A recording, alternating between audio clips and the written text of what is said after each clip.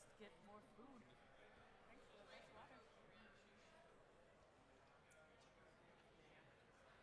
No problem.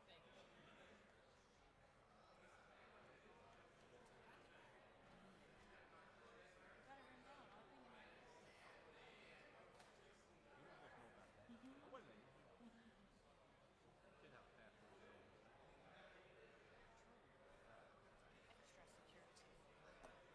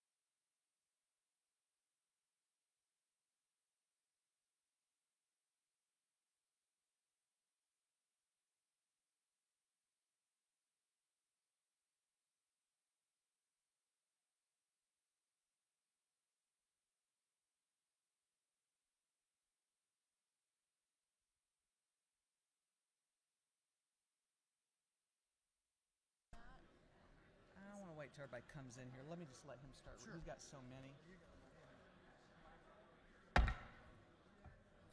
Oh, hey, Mr. Clerk. And then we'll ring the bell. Just the clerk will read. The House come to order. The House will come to order, and the clerk will read the caption to a group of privileged resolutions. Recognizing and commending the contributions of Father Austin Ford in the Amos House Community Center. Recognizing and commending OCA Georgia on the grand occasion of its 35th anniversary. Recognizing and commending the contributions of Neighbor in Need in the Atlanta communities of East Atlanta, Eastlake, Kirkwood, Edgewood, and Decatur's Oakhurst. Recognizing and commending Chief Justice P. Harris Hines on his outstanding public service. Recognizing and commending Chairman Wendell Willard on his outstanding public service with the Georgia General Assembly. Congratulating and commending the Vinings Village Civics Club, honoring the life and memory of Clinton Linwood Lott III. Recognizing and commending Lawrence Wenk of Sunbelt Greenhouses Incorporated. Recognizing and commending Buy a Tree, Change a Life, and Wesley Weatherford. Commending Danielle O'Beary, an outstanding and highly accomplished student at Charles Drew High School. Commending Harry Ho Wen, Charles R. Drew High School's 2018 Star Student and Salutatorian. Commending and congratulating the Georgia Ready Mixed Concrete Association on the occasion of its 50th anniversary, honoring the life and memory of Ralph Worrell. Commending and congratulating Michael Grant O'Neill. Commending Tim Reeder, the Georgia Council on Economic Education's 2018 Georgia Economic Teacher of the Year. Recognizing and commending Dr. John J. Dallas on his outstanding community service. Recognizing and commending Rita Jackson Samuels. Recognizing and commending Special Assistant to the President of the United States and Deputy Director of Intergovernmental Affairs, William Kirkland. Commending and congratulating Luke McGarren. Recognizing and commending the Central Savannah River Area Business League on its 48th anniversary. Commending Ellen Dunn, Model High School's 2018 Star Teacher. Commending Catril Creel, Model High School's 2018 Star Student. Commending Cassandra Grace Page, Coosa High School's 2018 Star Student. Commending Chris Parker, Coosa High School's 2018 Star Teacher. Commending Sydney Stallings, Tryon High School's 2018 Star Student.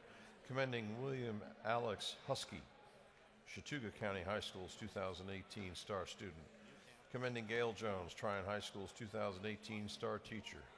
Commending Kathy Floyd, Chattooga County High School's 2018 Star Teacher.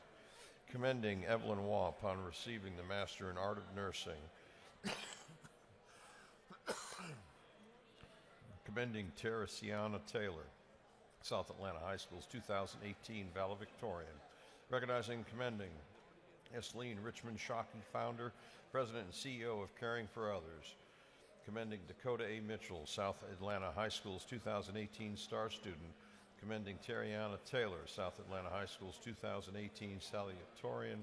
Recognizing and commending Mary Wilma Evans Wells on her outstanding record of service. Recognizing and commending Mary Wilma Evan Wells on her outstanding record of service. Recognizing and commending Chief Gary E. Weaver on the occasion of his retirement. Recognizing and commending Haley Morris for winning second place in the school level, first place in the county level, first place in the state level with essay in the Within Reach competition.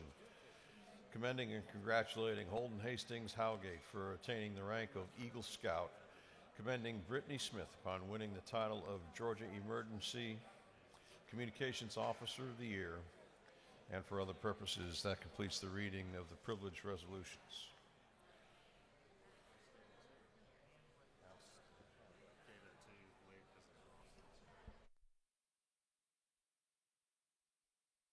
Is there any objection to adopting the privileged resolutions? The chair hears none, and the resolutions are adopted.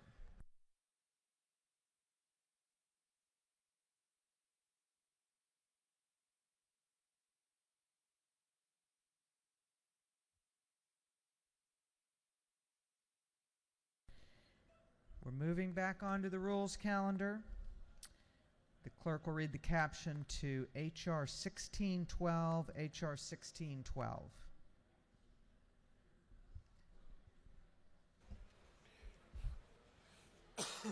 House Resolution 1612 by Representative Elam, the 153rd resolution urging the federal government to take extra measures to provide the necessary health care and the additional needs of our veterans and their families who were affected by the contaminated water at Camp Lejeune. This bill having referred to the Committee on Defense and Veteran Affairs. That committee recommends that this resolution be adopted by committee substitute. Chair recognizes Representative Elam to present the bill.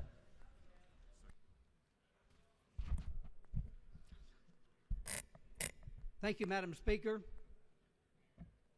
H.R. 1612 is about helping our Marines, our dependents, and our other military personnel who were stationed at Camp Lejeune. It is an urging resolution.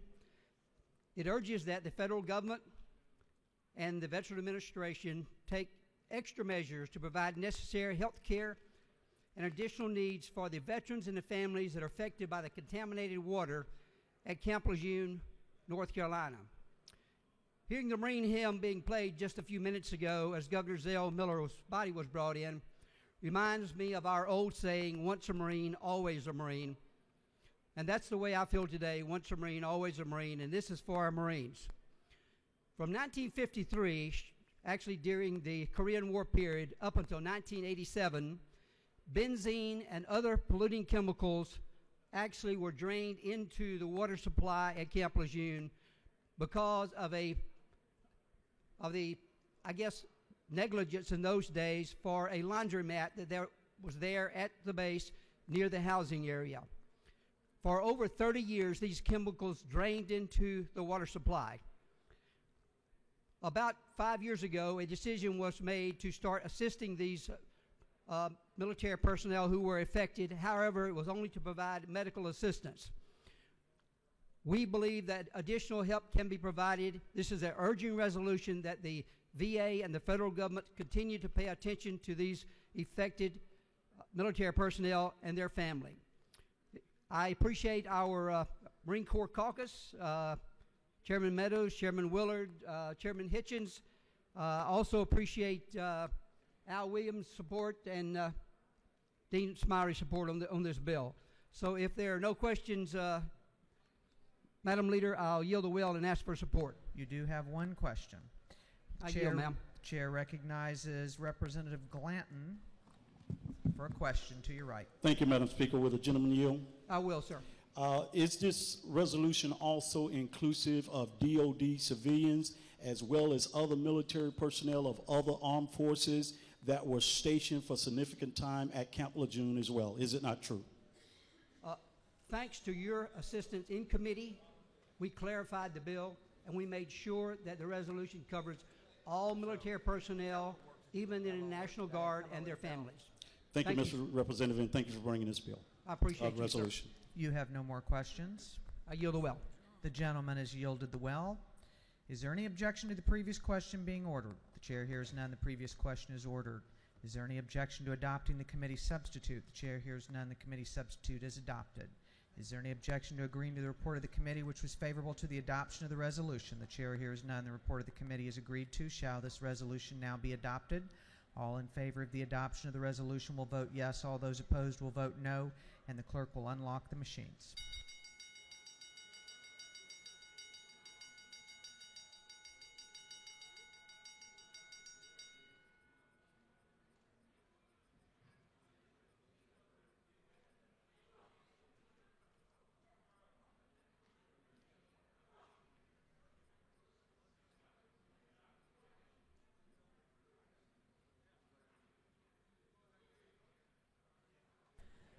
Have all members voted? Have all members voted? If so, the clerk will lock the machine on the adoption of the resolution. The yeas were 164, the nays were 1. The resolution, having received the requisite constitutional majority, is therefore adopted.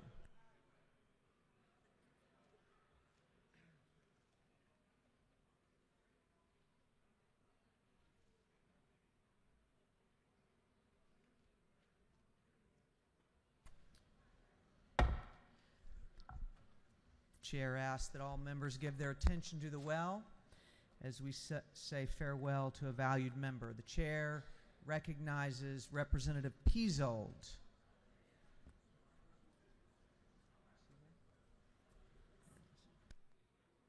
Representative Peasold. Thank you, Madam Chair. So when you announce that you're not running again on April 10th before the next year starts, you go through about 1,000 different iterations of a farewell speech. So I'm probably going to have more to say than Doug Holt's one word, bye, and it will be not as time consuming as Chuck Sims' 9-hour poetry rant also that same night. So more than 5 seconds, less than 9 hours. So first of all, I want to start out by thanking a very special person to me. And when you want to address the speaker from the well, it's kind of awkward because you're facing this way, but the speaker is behind you. So last year I was rummaging through Amy Carter's desk, and I figured I could do something like a rear view mirror. My hand's shaking a little bit. How you doing? I'm glad to see your face today, sir.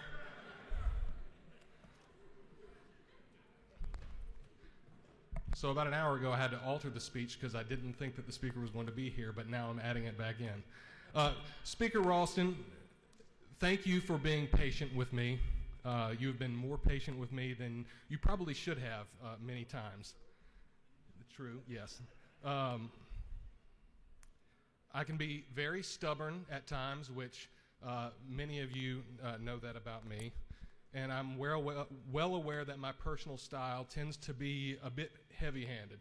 I can insert some humor in there, but heavy-handed is certainly an apt way to put it. If something is on my mind, I just kind of blurt it out without concern for the consequences. And as Lin-Manuel Miranda said in Hamilton, sometimes I get overexcited and shoot off at the mouth. But Mr. Speaker, you have always shown me grace. You will always be my friend, and you will always be my speaker. Thank you. Hang on, I'm not done yet.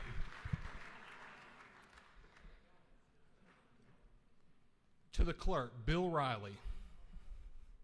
Our friendship started, I guess I need to break out the rearview mirror again for that. Our friendship started in the most peculiar of ways, but the way it came about has taught me lessons that I will teach, excuse me, to my children and grandchildren. Do not speak out in anger. If you're angry, pray about it before speaking. Assume innocence. Seek first to understand, then to be understood. I have failed at these lessons countless times in my life, and I will do it many times again, heck, maybe again in the next 2 legislative days, who knows. But Mr. Clark, my friendship with you makes me strive to be a better human being, so thank you.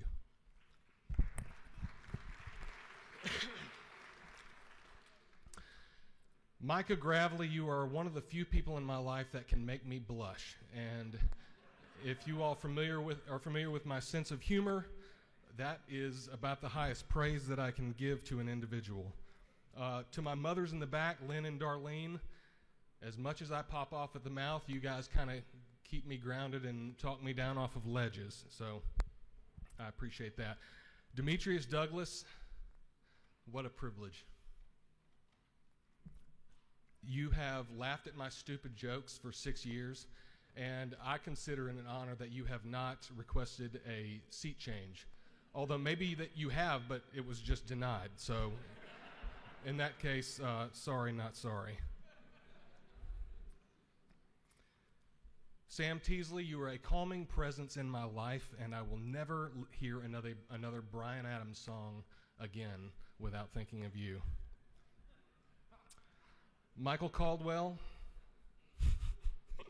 I've never met anyone in my life more talented than you, and you haven't even hit puberty yet. In all seriousness, page photographs are later on, so stick around.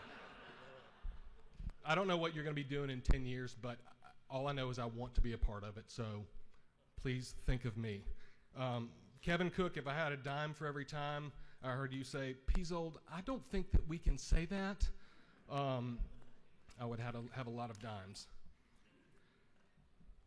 You know, it wasn't all that long ago that the very mention of the word cannabis was assumed to be enough to destroy political careers. So when I first heard about CBD oil, it was on some news posting on Facebook, and wheels started turning. Oh man, let's do something about this. Let's, get to work on it. And I would be lying to you if in the back of my mind there wasn't a little voice saying, yeah, don't do that. That's political suicide. I think when the issue came about, there was probably a lot of people in this room who felt the same way. But Alan Peake threw caution to the wind. They just turned on my light. Can you turn that light off? You threw caution to the wind. Oh, thank you. I appreciate that. It was the right thing to do. It was not the path of least resistance. So thank you for championing this issue for so many families in need, and for supporting me, and for just fighting. And I appreciate you. Finally, to the people of District 133, a lot of times I want to say, gosh, what were you thinking electing me? But thank you from the bottom of my heart for taking a chance on a wild card like myself. It's been very rewarding to communicate my rationale behind my votes. And thank you. I appreciate it. This room is proof that if we turn off cable news, sit down, grab a beer or a glass of wine, and talk to each other in a sincere manner, we can end the cycle of destructive rhetoric. So y'all probably, thank you. You're messing me up, Chairman Setzler. So one of my favorite pastimes is to sing karaoke. And so we've had some bipartisan groups go out the last few weeks, and you got to make yourself vulnerable, folks, and there's not much more vulnerable that you can make yourself than singing Shania Twain, "Man, I Feel Like a Woman," in front of friends and strangers. But it's great because you sit down, you have an honest conversation with people you care about.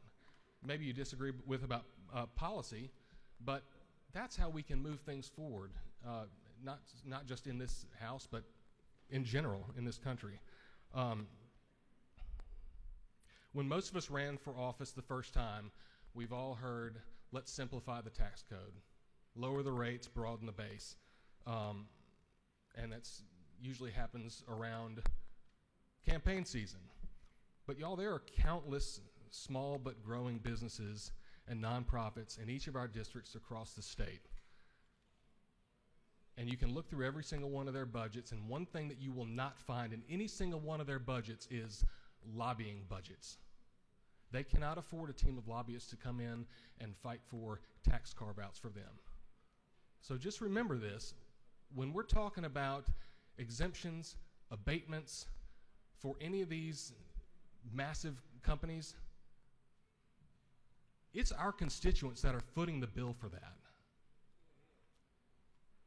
so that a billionaire can, do whatever they want to do. So keep that in mind.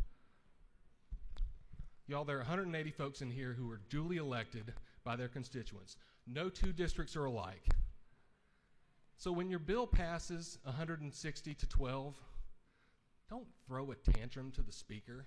That'd be like Kirby Smart pitching a fit because of a garbage last-minute field goal and a 40-point victory over Florida. We throw the term around snowflake a lot. That is the very definition of a snowflake, getting upset when your bill only passes 160 to 12. Anything over 91 votes is vanity, folks. All right, I'm wrapping this up, I promise. People have asked me over the past year why I am hanging it up. So I got some visual cues that Brent is going to help me with.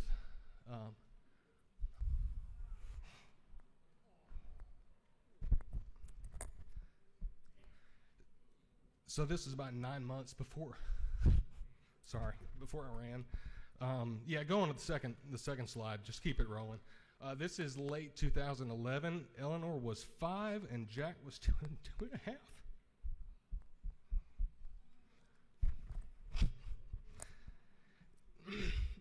Jack had just turned 3 here. Yeah, you can go to the next one. Okay.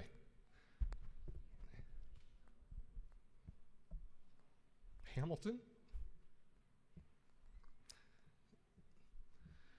Christmas with a toddler. He's still got the same attitude today, for the record. Thank you. Reverend Al is my hero. So this tells the story with Hamilton. This is his personality. I'll give you one guess who runs a show in this household. This is Easter of last year. Eleanor was 10, Jack 8, and Ham 3. And finally, this is our latest Christmas picture with no more kids. That would be a medical miracle. So a lot has gone on in the past 6 years, which have flown by, but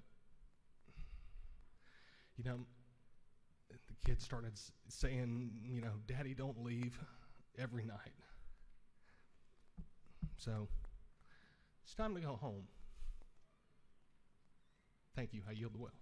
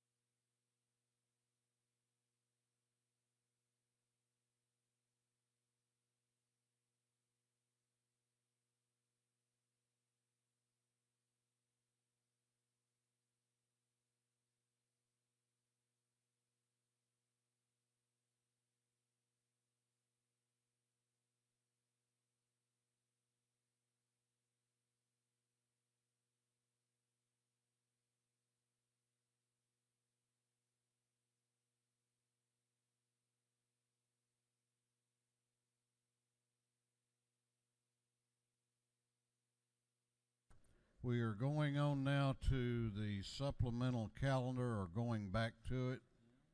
The clerk will read the caption to House Resolution 1198. House Resolution 1198 by Representative Spencer, the 180th and others, urging the United States Congress to increase the per diem rate for nursing care in state veterans' homes to 75% of the state private nursing rates. This resolution, having been referred to the Committee on Defense and Veteran Affairs. That committee recommends that this resolution be adopted. Chair recognizes Representative Spencer to present the resolution. Well, thank you, Mr. Speaker. This afternoon I bring to you House Resolution 1198.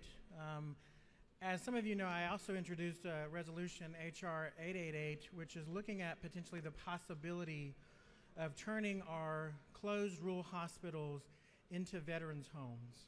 Right now, we are not at capacity for our beds here in Georgia, but what H.R. 1198 does is it recognizes that the federal government needs to fully fund the federal law where it actually meets the per diem rate to fund veterans' homes up to 75%. We need this mechanism to be fully funded if we are going to go ahead with the idea of looking at the possibility of reconfiguring closed rural hospitals or even the hospital in Millersville to a property or to a situation where we can actually serve our veterans in these rural areas. So I ask your favorable consideration on H.R. 1198. I'll stand for any questions, Mr. Speaker. You have no questions. Thank you very much. Is there any objection to the previous question being ordered? The chair hears none. The previous question is ordered. Is there any objection to agreeing to the report of the committee, which was favorable to the adoption of the resolution? The chair hears none. The report of the committee is agreed to. Shall this resolution now be adopted? All those in favor of the adoption of House Resolution 1198 will vote aye. Those opposed will vote no, and the clerk will unlock the machines.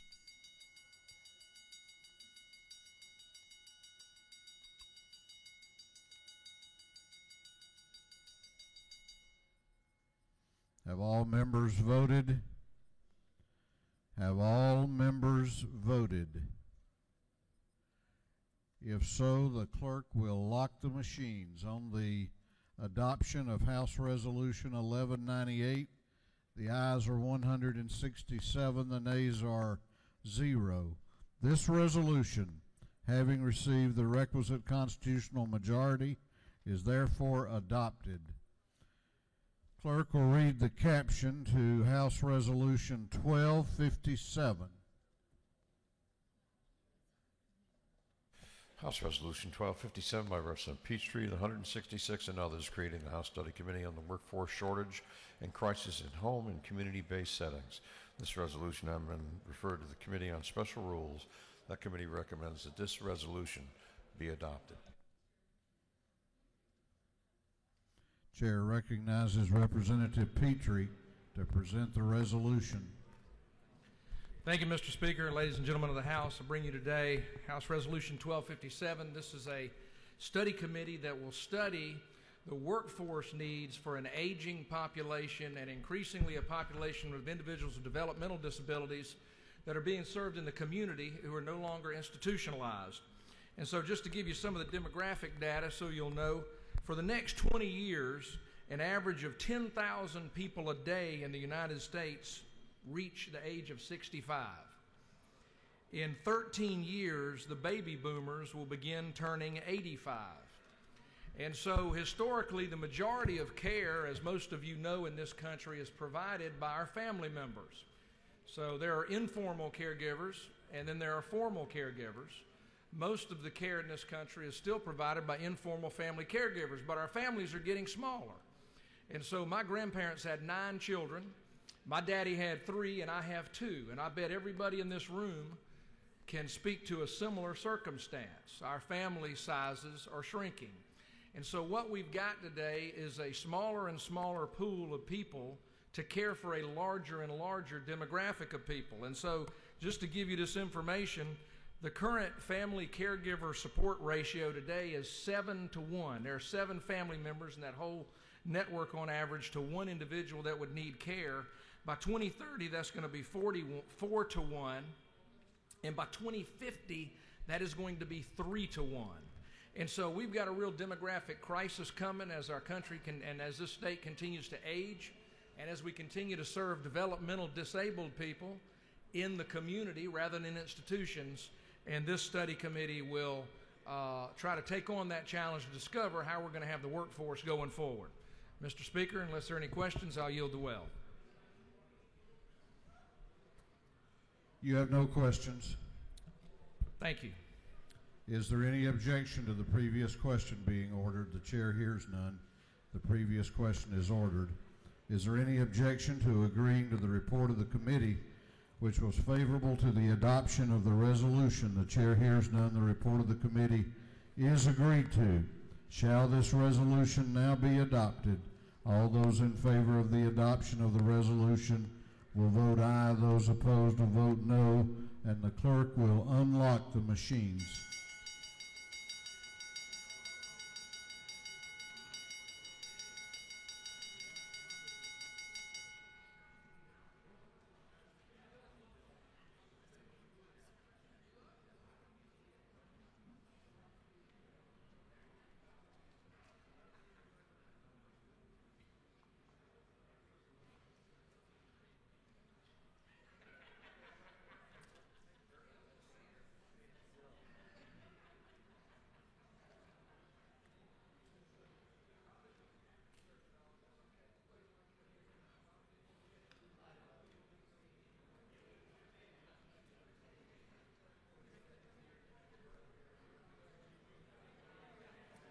Have all members voted? Have all members voted? If so, the clerk will lock the machine. On the adoption of House Resolution 1257, the ayes are 167, the nays are 1. This resolution, having received the requisite constitutional majority, is therefore adopted. Clerk will read the caption to Senate Resolution 745. Senate Resolution 745 by Senator Miller of the 40th, Schaefer the 48th, Henson the 41st, and Underman of the 45th. A resolution recognizing Robert H. Bob Bell and dedicating interchange in his honor. This resolution has been referred to the Committee on Transportation. That committee recommends that this resolution be adopted by committee substitute. Chair recognizes Chairman Tanner to present the resolution. Thank you, Mr. Speaker. This is Senate Resolution 745. Each year, the House passes a certain resolution to name roads, bridges after distinguished members of our state. And then on the other side of the chamber over in the Senate, they do the same. Then they come back over and we match up some of our latter ones with theirs. So this is Senate Resolution 745. I will not read every name that's on there, but it's before you, and this is has met the criteria set forward by the Transportation Committee, and we recommend that this pass this chamber so that these members can get these names done. So I ask for favorable consideration for Senate Resolution 745, and I'm happy to answer any questions. You have no questions. Thank you. There is an amendment. Is there any objection to the previous question being ordered? The chair hears none. The previous question is ordered. There is an amendment, and it is AM 390237. It's the Williams amendment. Clerk will read the caption to the amendment. AM 390237, Williams of the 168th, offers the following amendment. This amendment is printed and distributed and is on your desks. Is there objection to adopting the amendment? Is there objection? The chair hears none, and the amendment is adopted. Is there any objection to adopting the committee substitute as amended? The chair hears none. The committee substitute as amended is adopted. Is there any objection to agreeing to the report of the committee, which was favorable to the adoption of the resolution? The chair hears none. The report of the committee is agreed to. Shall this resolution now be adopted? All those in favor of the adoption of the resolution will vote aye. Those opposed will vote no, and the clerk will unlock the machines.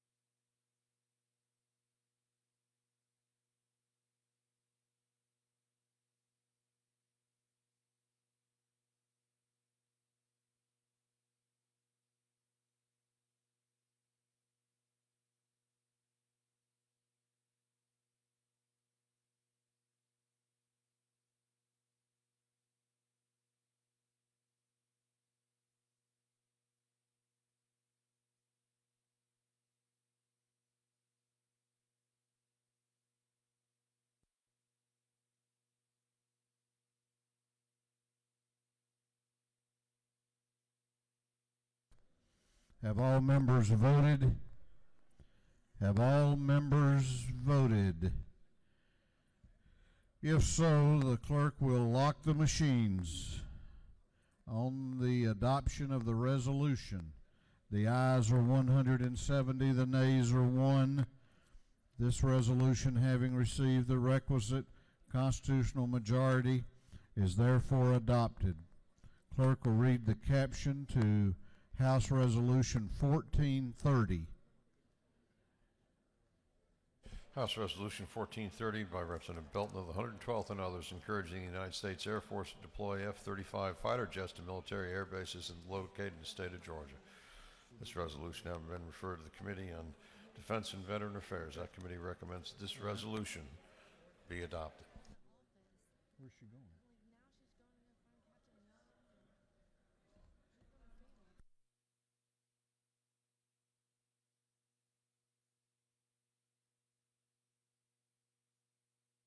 Chair recognizes Representative Belton to present the resolution. Thank you, Mr. Speaker. 110 years ago, back in 1908, a man from Milledgeville sat where Representative Rick Williams sits today. Carl Vinson served 3 terms in the People's House of Georgia before moving on to Congress, where he served 50 years, the longest serving congressman in our nation's history. Carl Vinson was a visionary. He understood long before anyone else the dangers of Imperial Japan. A decade before the attack on Pearl Harbor, he expanded the United States Navy, including battleships, but also a new untested innovation, the aircraft carrier. As fate would have it, 3 aircraft carriers that Carl Vinson built, the Yorktown, the Hornet, and the USS Enterprise, were some of the only naval assets that survived the attack on Pearl Harbor. 7 months later, June 4th, 1942, those same 3 aircraft carriers that Carl Vinson built sank the Japanese fleet in the greatest naval victory of all time. In the space of 8 short minutes, a single wing of fighters, just 37 pilots, turned the tide of an epic war. Never before or since has such a small amount of warriors changed the outcome of a war in such a small amount of time.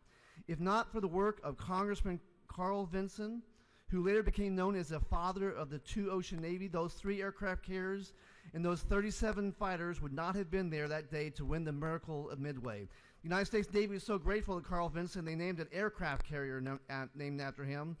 The only 2 super carriers in the whole fleet have named after a man who was not a U.S. president. Mr. Speaker, this is the sort of legacy that Georgian giants have indebted this body to fill.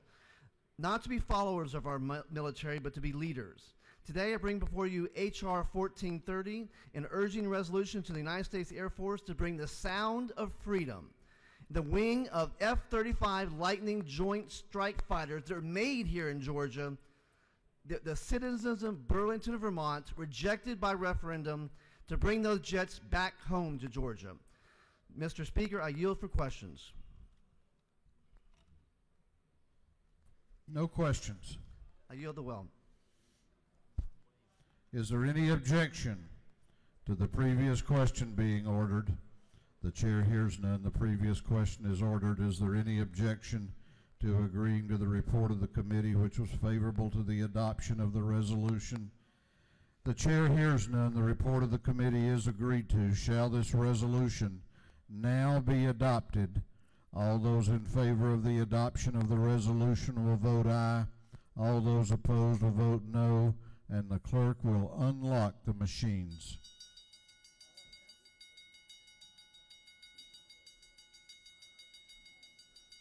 This is just for awareness. I'm going to have that second sub. I'm going to have both subs drawn up, just for your awareness, just in terms of the back and forth. Okay. Just FYI. Pass it on. Have all members voted? Have all members voted? If so, the clerk will lock the machine.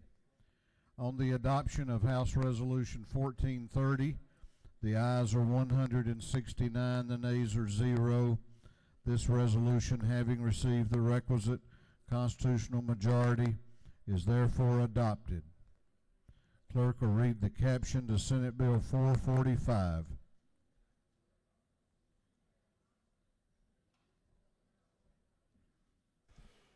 Senate Bill 445 by Senator Gucci, the 51st, Beach of the 21st, Miller of the 49th, Ginn of the 47th, and Dugan of the 30th. Be entitled an act to amend Title 32 of the Official Code of Georgia annotated relating to highways, bridges, and ferries so as to provide for standards for contracts entered into by the Department of Transportation. This bill having referred to the Committee on Transportation. That committee recommends that this bill do pass by committee substitute. Chair recognizes Chairman Epps to present the bill. Thank you, Mr. Speaker.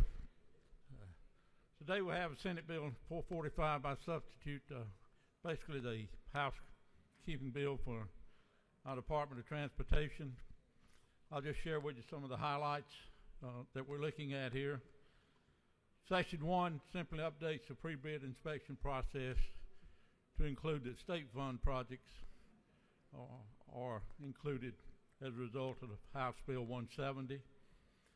Section 2 clarifies that posting an advertisement for project lettings online will satisfy the requirements of posting in addition to using the official organs of the counties or states.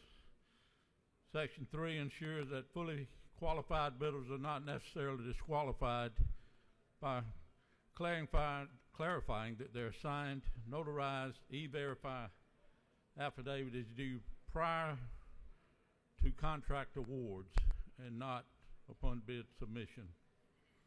In Section 4, there's clarifying language that's put in at the request of the Department of Public Safety to address state and local enforcement coordination of trespassing on state right-of-ways. And then Section 5 updates and streamlines the surplus right-of-way process that allows us to get unneeded property off the state books and back into the private sector and on the local tax digest. Mr. Speaker, that basically summarizes what the bill involves. We'll be glad to entertain any questions the colleagues might have. You do have a question if you care to yield. We'll yield, Mr. Speaker. Chair recognizes Representative Henson to your left for a question. Thank you. Will the gentleman yield? Most certainly. On Section 4, you talk about camping or temporary habitation on state rights of way. It's not lawful. How is that affecting our homeless people? And what type of penalties would it be? Is it misdemeanors? Is it felonies? Or what might it be? All right. This section, Representative, was added. I think Chairman Setzler had a concern about that as well. And it simply states that if they knowingly camp or trespass on state right-of-way, is defined as a violation as a misdemeanor. The term knowingly has been inserted into the language of the bill. A further question. Does this refer to the camping under bridges and all? It does, on right-of-ways. Okay, thank you. Thank you. You have one more question if you care to yield. Yes, sir, Mr. Speaker. Chair recognizes Representative Carpenter to your right for a question. Does the chairman yield? Oh, certainly to our friend. I know you're probably not going to make a speech in the next couple of days, so I figured this was a good time to tell you thanks for your friendship on the back row, and I'll miss you. Thank you. Mr. Speaker, we'll yield the well at that. Gentleman has yielded the well. Is there any objection to the previous question being ordered? The chair hears none. The previous question is ordered. Is there any objection to adopting the committee substitute? The chair hears none. The committee substitute is adopted. Is there any objection to agreeing to the report of the committee, which was favorable to the passage of the bill? The chair hears none. The report of the committee is agreed to.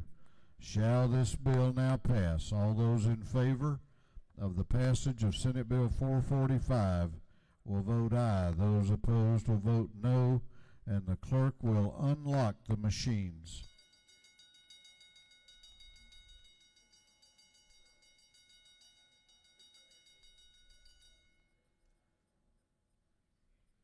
Have all members voted?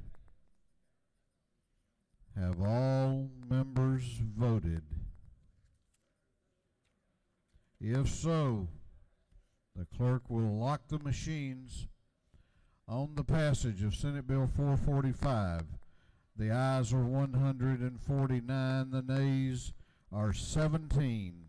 This bill, having received the requisite constitutional majority, is therefore passed.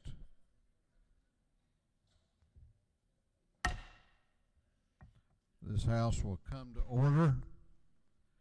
I'm going to ask all members to please take their seats. House will come to order.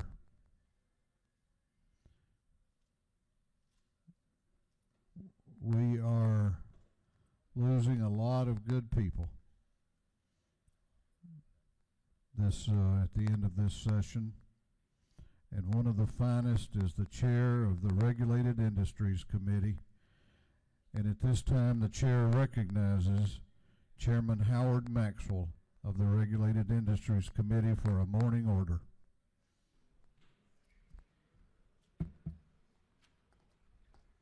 Well, I'm still teared up from Brother John Pizzo a while ago in his speech. I hadn't got the tears out of my eyes from that. Sitting back there thinking. When I got here 16 years ago, I was sitting here and I went, after a couple of days, went down to a gentleman in leadership and I said, you know, I don't think I belong in this place. He said, I just don't think this place is going to work for me. I said, I look around at these folks and I'm thinking, what in the world am I doing here? He said, let me explain something to you. He said, you're going to do that this first year. He said, but next year you're going to come in and you're going to look around and look at some of these folks and you're going to think, what in the world are they doing here? So, well, I have reverted back to my original thought. What am I doing here? I've heard some eloquent speeches, a lot of real sweet things been said today, and it's touched my heart. So I got some thanks I want to give. I got to get through this, but I want to thank my family, my daughter, Angie and Jason, for supporting me down through these years. They've been very understanding and caring. Grandchildren, Matthew, Nathaniel, Catherine, and Stephen, I've seen them grow up. Been here 16 years, so I got a 20-year-old grandson in college, 18-year-old graduating this year. Catherine's now 13. Stephen is 9. I want to thank my mother, who's 88 years old. I retired last year after 40 years with Allstate. And I got to look, and this is my 30th year in office. I got elected in 88 to the school board, and I've been in office since then. And I got to look in 40 years with Allstate, 30 years in office, that's 70. I'll be 70 next January when you guys meet. And I got to thinking, Lord, that's a sign. You know, that's just too good of numbers to pass up on. But my mother's 88. She's about 5 foot nothing. She finally retired in December after 47 years at the nursing home, 88 years old. I called her last year when I sold my business and said, Mama, I can't hang with you anymore. I've tried, but you have worn me out. So I gave that up. I want to thank the people in the district who trusted me for 16 years to come down here. I grew up in Paulding County. My granddaddy grew up there. My daddy grew up, all his brothers. We were there all of our lives, and it's just been an honor for me to have the trust of these good folks to come down and vote and represent them these 16 years. I never thought I'd be in the legislature. That wasn't a goal of mine. That wasn't a plan I had in my life. Just the Lord moves in mysterious ways. I never thought about being on the school board. If my kids hadn't have been in the band and I hadn't worked so closely with the band director and he kept fussing about our school board, and I wound up running for that because of the band director, bless his heart. He passed a few years back, and I always told him he was the one that got me into all this mess. But I was proud to serve the school board, and it's been just an honor for me to be down here and serve with you good folks. But I appreciate the district for giving me the honor and opportunity to come. I want to thank my administrative assistants over the years, Judy Ken, Sheila Gove, and for the last 8 years, Julie Jordan. They've made me look good back home. They take problems and questions, and they tell me sometime, if you get a thank you note for somebody or somebody says, thank you for doing this, this is what you did. And that was very nice. I appreciated that. Speaker Alston, I don't have the mirror here to look at you, but thank you so much for allowing me to serve on a couple of nice committees. Retirement Committee Chairman, I dearly love that. And I have really loved Regulated Industries these last 6 years. Some of the finest people in this house serve on that committee, and we've had a ball. We've really had a good time, done a lot of good things, but I appreciate the committee that I've served with. They have just been a blessing in my life. I want to thank this house. My wife passed in November of '07, and y'all loved me and cared for me. My grandson passed in 2009, 2.5-year-old, and y'all loved and cared for me through that. Truly a family. Y'all were just very, very precious and sweet to me. I want to thank our friends outside on the rope, the ones that we've been able to go to, talk about legislation, come to us and explain pros and cons of different pieces of legislation we've dealt with. Our staff and our state departments. I've been blessed to serve in this house with some of the finest people in the state of Georgia. You care about your constituents. You care about doing what's right.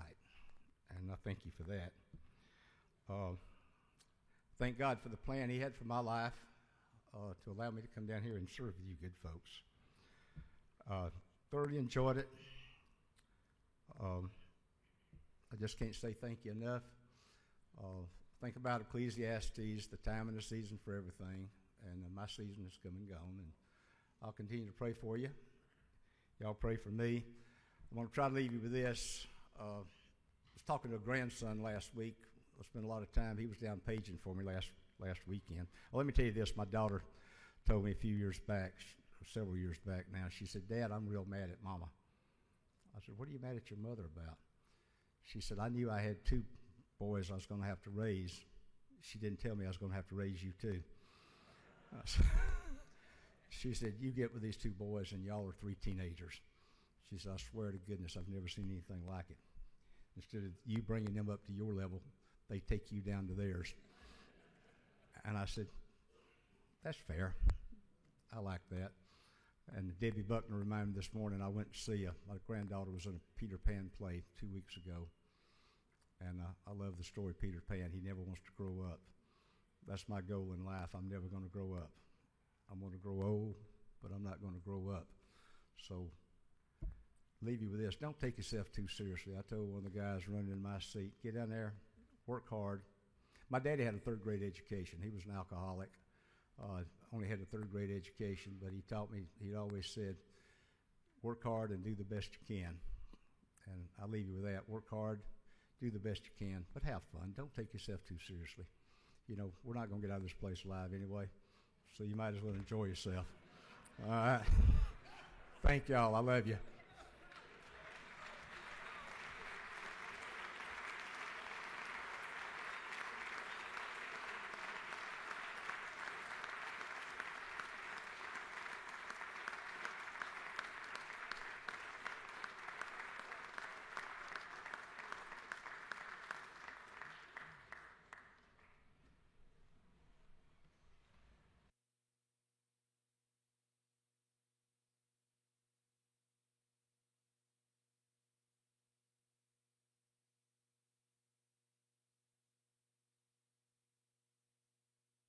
We have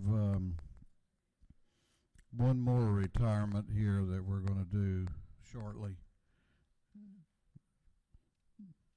But we're going to do a bill or two first, and the chair, we're working off of the first rules calendar. Clerk will read the caption to House Resolution 1317. House Resolution 1317 by Representative Welch of the 110th, creating the House Study Committee on Reforming Real Property Taxation.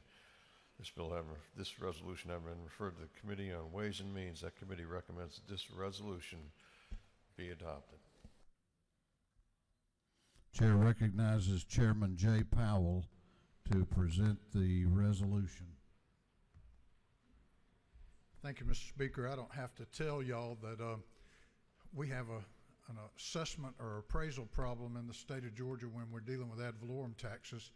And this study committee resolution that Andy Welch prepared and passed through Ways and Means creates a study committee to examine the process by which we appraise property for tax purposes so that we can modernize it, enhance it, make it fairer. And the process is for 6 members to be appointed from this House by the Speaker, and 5 additional members outside of the House be appointed, consisting of the State Revenue Commissioner, the real estate, somebody from the Georgia Real Estate Commission, Georgia Real Estate Appraisers Board, the Georgia Tax Tribunal, and a County Tax Commissioner. And I think this is something that we need and something that's long overdue. And if there are no questions, I'll yield the well. You have no questions. Is there any objection to the previous question being ordered? The chair hears none. The previous question is ordered. Is there any objection to agreeing to the report of the committee, which was favorable to the adoption of the resolution? The chair hears none. The report of the committee is agreed to. Shall this resolution now be adopted? All those in favor of the adoption of the resolution will vote aye. All those opposed will vote no, and the clerk will unlock the machines.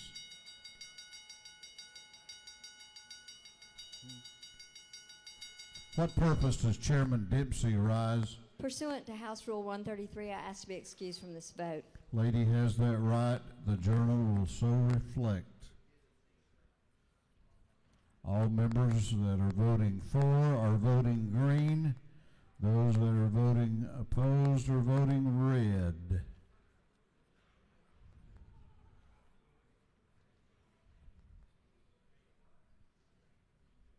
Have all members voted? Have all members voted? If so, the clerk will lock the machines on the adoption of House Rule 1317. The ayes are 168, the nays are 1. This resolution, having received the requisite constitutional majority, is therefore passed.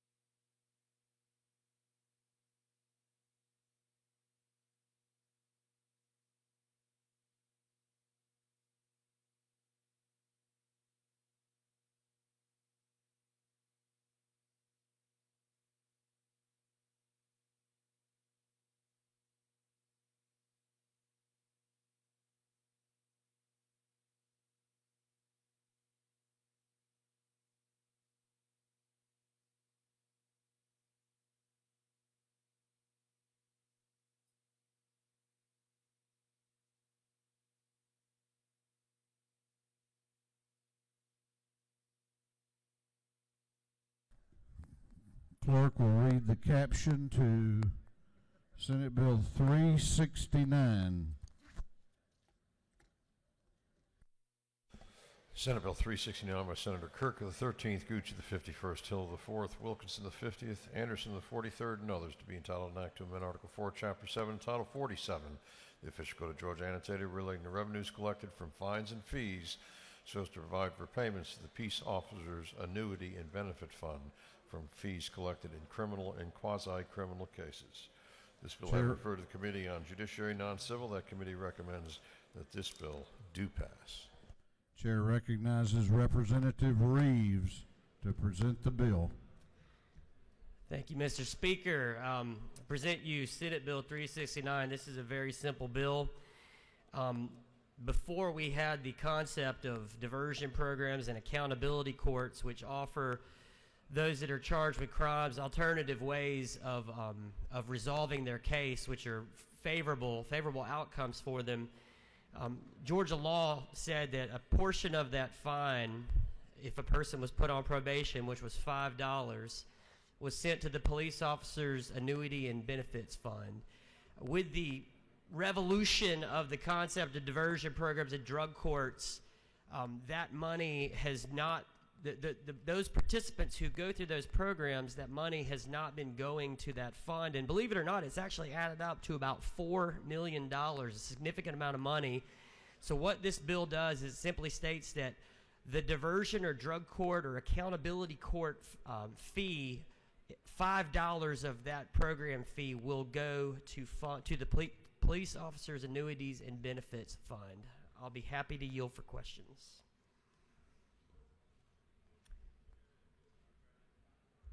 You have no questions. Thank you. I yield the well. Is there any objection to the previous question being ordered? The chair hears none. The previous question is ordered. Is there any objection to agreeing to the report of the committee, which was favorable to the passage of the bill? The chair hears none. The report of the committee is agreed to. Shall this bill now pass? We have a minority report. Sorry about that. Chair recognizes Representative Bodie to speak to the minority report.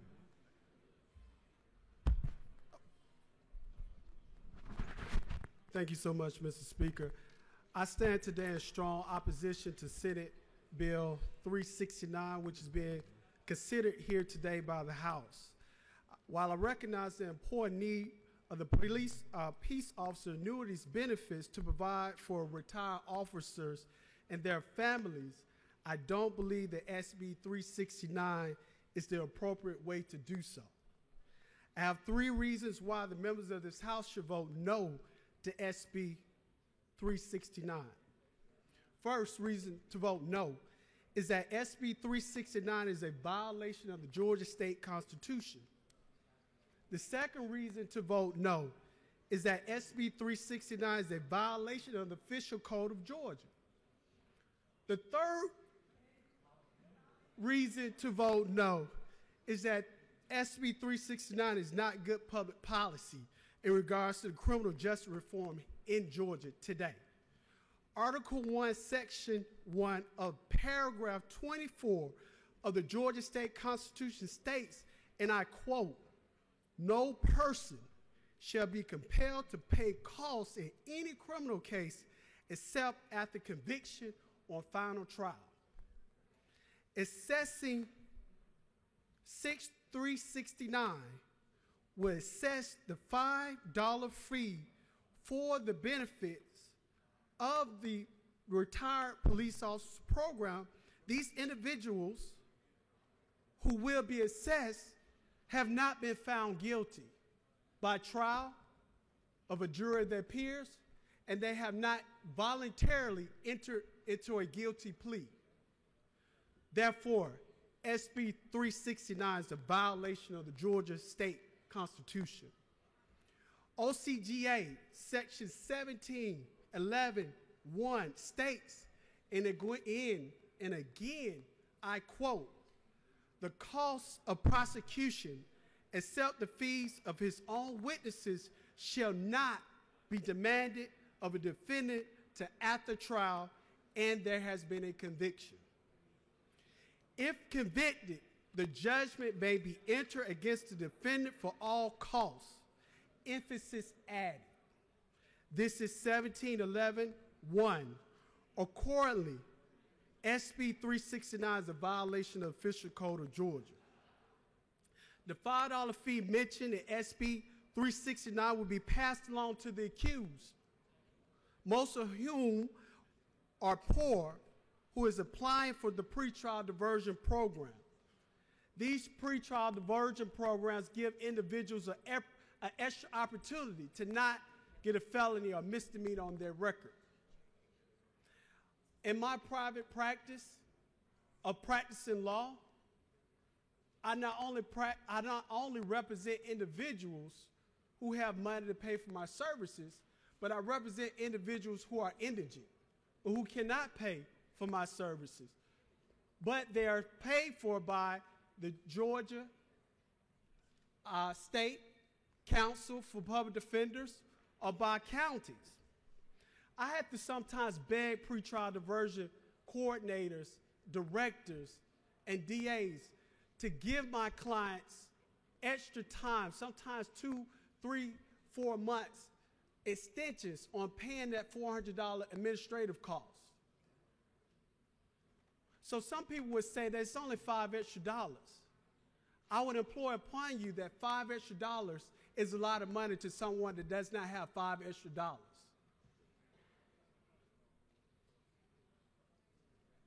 I would say that this flies in the face and goes at the very essence of what we have been doing in this noble body with criminal justice reform in Georgia. Accordingly, SB 369 is not good public policy.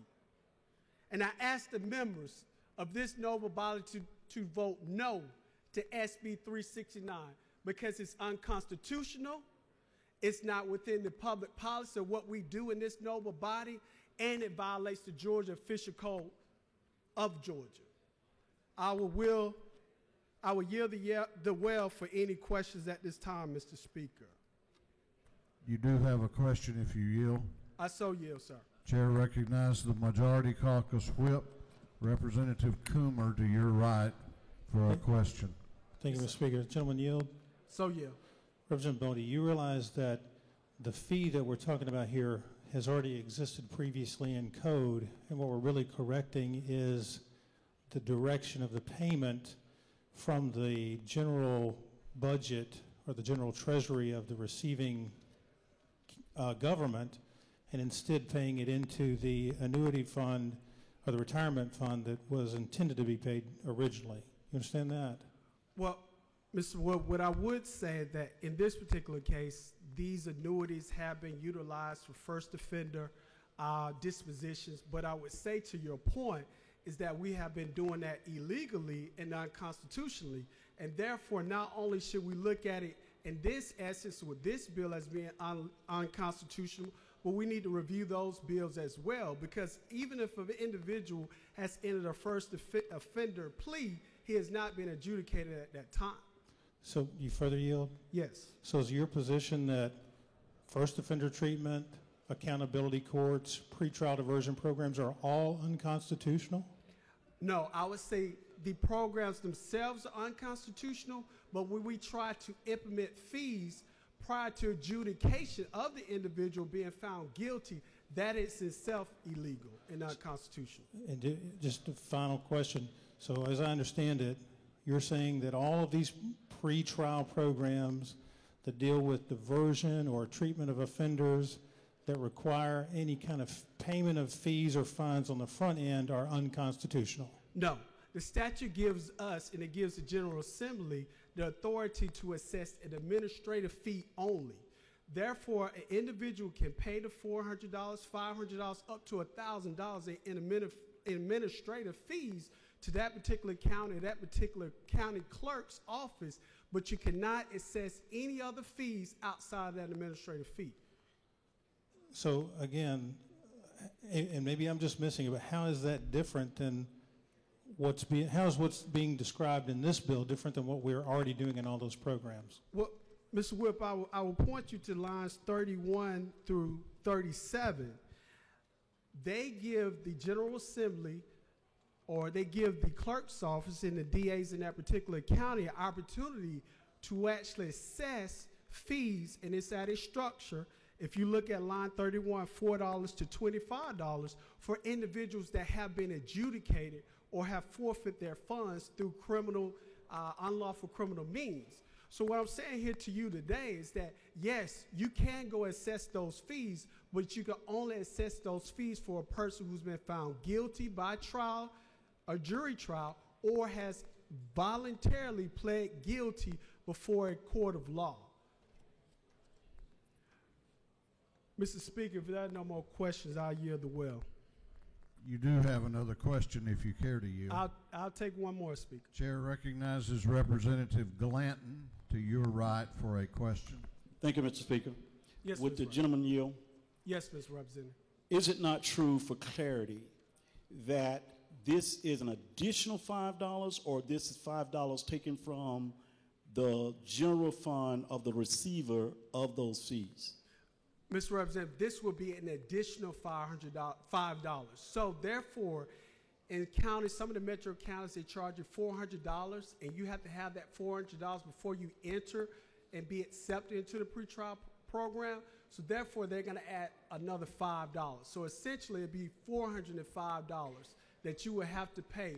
And if you do not pay it, most of the time, you will not be able to enter that pretrial diversion program. So therefore, you have to go back on the trial track and possibly get a felony or misdemeanor on your record because you don't have money to pay to enter the program. Thank you. Mr. Speaker, if there are no more questions, I'll yield the well at this point. You do have one more, if you care to. I'll yield for one more. Chair recognizes the minority leader, Leader Trammell, to your left for a question. Will the gentleman yield? Yes, Mr. Leader. Isn't the real concern that it's $5 today, $10 tomorrow, $25 the next week, and $50 after that? Mr. Leader, you're absolutely correct. Georgia has the highest number of surcharges in these United States. Right now, Georgia has 20 surcharges that we charge on top of fines. Therefore, an individual that gets a fine of $300 may have to pay $1,200 to $1,300 before their case can be disposed of. And therefore, we're putting individuals in a financial bind by charging these additional surcharges. Mr. Speaker, I will yield the well at this time. Gentleman has yielded the well. Thank you. Chair recognizes the chairman of the Judiciary Non-Civil Committee, Chairman Golick, for the chairman's time. Thank you, Mr. Speaker. I'd asked to yield 5 minutes or less to Vice Chairman of the committee, Representative Reeves. Gentleman has that right, and Representative Reeves is recognized. Thank you, Mr. Speaker. I just want to take a couple of minutes to respond and rebut to some of the comments from my good friend, Representative Bodie. Folks, the way that this works is if you have a client that receives the benefit of being, and before I say it, let me say something. We've worked really hard over the last several years to promote criminal justice reform, and the growth and the acceptance and the funding and appropriations by the people in this room and across the hall on those accountability courts has been one of the fundamental, most important things that we have done in criminal justice reform. And what has happened here, I had no idea this is going to happen. We're attacking that right now, which is very surprising to me. But the way this works is if you have a client who is eligible for an accountability court or for a diversion program, then they ultimately enter into a program where it's essentially a contract. It's an agreement. And at the end of that agreement lies a dismissal of their case, a clean record for the accused if they agree to enter into that contract. Now, this is important. Every county or every jurisdiction has its own program fee to get into the program. So it may be $500. And of that, so that person is not going on probation, and they're therefore not paying surcharges or fees and fines, but they're paying a program fee. We've had a lot of people take advantage of these programs, and that's a great thing, and I don't want that to change. But this is simply about moving a fee from one thing to the next so that the unintended consequence of the lack of funding for the annuity fund is simply that hole is filled in. The idea that this is unconstitutional is just simply untrue.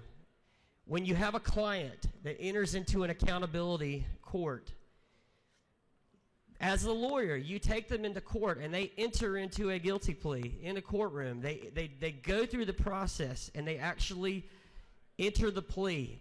But adjudication is withheld until the end of that program based on whether or not they complete the program successfully. So to say that they haven't entered a plea is incorrect because they have gone and entered a plea in an accountability court. Whether it's an accountability court or whether it's a diversion program, Both also involve the signing of an agreement where the accused enters into a written agreement of the things that they are agreeing to do, and they also, y'all to support it, they also agree to give up certain rights as per that agreement, per that contract. It's a voluntary contract that benefits them because at the end of that contract, they get their case dismissed. So to say that unconstitutionally they are being forced to pay fines and fees that are not constitutional, that's a completely false argument. They are agreeing voluntarily to enter into a program. So members of the House, I just about said members of the jury. Members, next week, right? Members of the jury, members of the House.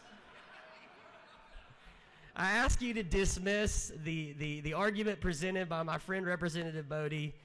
This is a very simple bill. This is simply filling a hole where an unintended consequence that we were able to benefit a whole lot of people created a hole. Let's fill that hole in. I yield the will.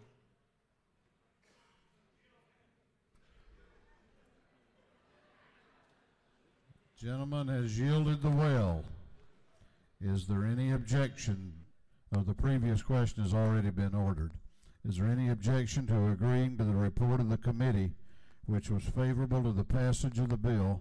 The chair hears none. The report of the committee is agreed to. Shall this bill now pass? All in favor of the passage of Senate Bill 369 will vote aye. Those opposed will vote no, and the clerk will unlock the machines.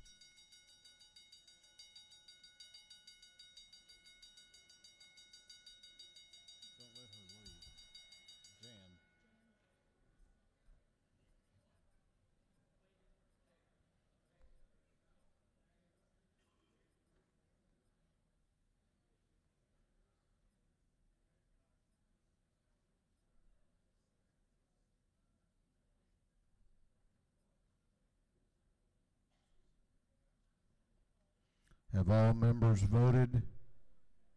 Have all members voted? If so, the clerk will lock the machines. On the passage of Senate Bill 369, the ayes are 111, the nays are 63. This bill, having received the requisite constitutional majority, is therefore passed.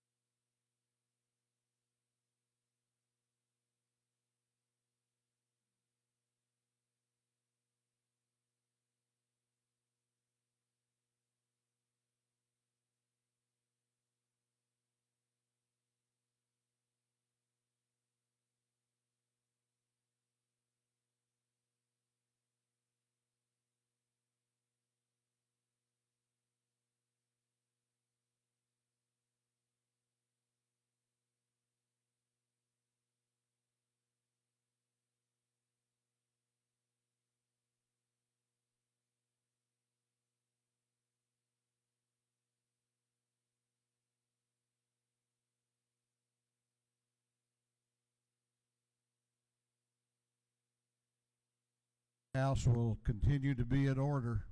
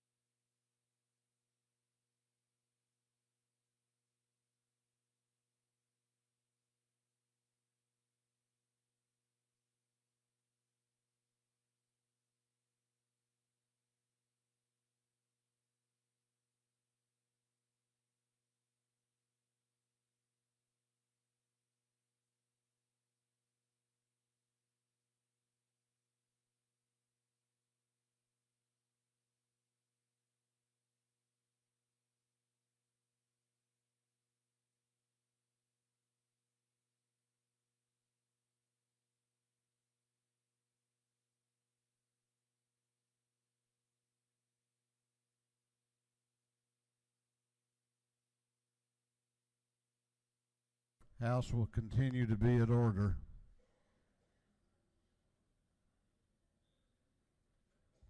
We are about to have a little ceremony here, so I'm going to ask you to take your seats.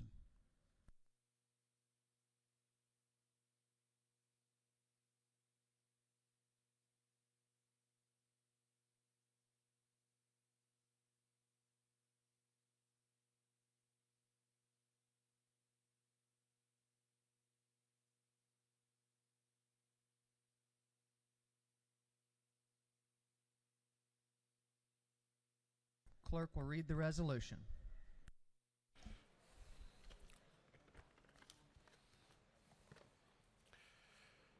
A resolution commending Diane Harden and congratulating her upon her retirement and for other purposes. Whereas Diane Harden's valuable tenure under this gold dome saw its fortunate genesis 15 years ago, and whereas after months of languishing in the self-appointed upper chamber, on January 3rd of 1984, she fortuitously migrated to the House of Representatives, where she spent the next 33 years as a dutiful sentinel of this chamber. And whereas she served the House Judiciary Committee long and ably in room 132, as attested by her image on the Wall of Fame, and whereas Diane has been an ever indispensable accommodating guide in the Judiciary, Veteran Affairs, and Insurance Committees, and whereas Diane fostered many of us in this chamber, as well as many of those out in the halls, in the ways of this institution, and whereas the names of those she has served include some who have gone before us, the Honorable Joe Wood, Ken Birdsong, Wesley Dunn, Jimmy Lord, Wendell Willard, and David Ralston. And whereas on December 17, 2009, less than 2 hours after his nomination to be Speaker of the House of Representatives, David Ralston extended his first offer of a position in the Speaker's office to Diane Harden. And whereas Diane served as an executive speaker to the Speaker for over 8 years, a tenure that was characterized by her unsurpassed organizational skills, her strong work ethic, professionalism, competence, loyalty, and love for the House of Representatives. And whereas Diane has firmly decided that 2018 shall mark her final exodus from the Capitol, after which she will relish babysitting Ava Grace in Panama City and generally enjoying her family with her husband Bob and all of her grandchildren, including Hannah and Nathaniel, during her newfound leisure time. And whereas it is most appropriate to express tremendous gratitude for her 35 years of outstanding service, and whereas while she will be missed by one and all, hers will be a most deserved retirement. Now therefore be it resolved by the House of Representatives that the members of this body thank and commend Diane Harden for her service to this state, congratulate her upon her retirement, and urge her to take sweet care of Ava Grace, enjoy all her family, and remember to visit the profusion of admirers she leaves behind. Is there any objection to adopting the privileged resolution? The chair hears none, and the resolution is adopted. The chair recognizes Speaker Ralston.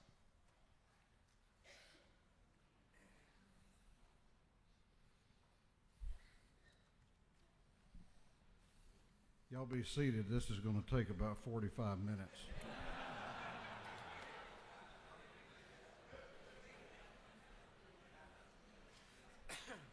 Thank you, Madam Speaker Pro Tem.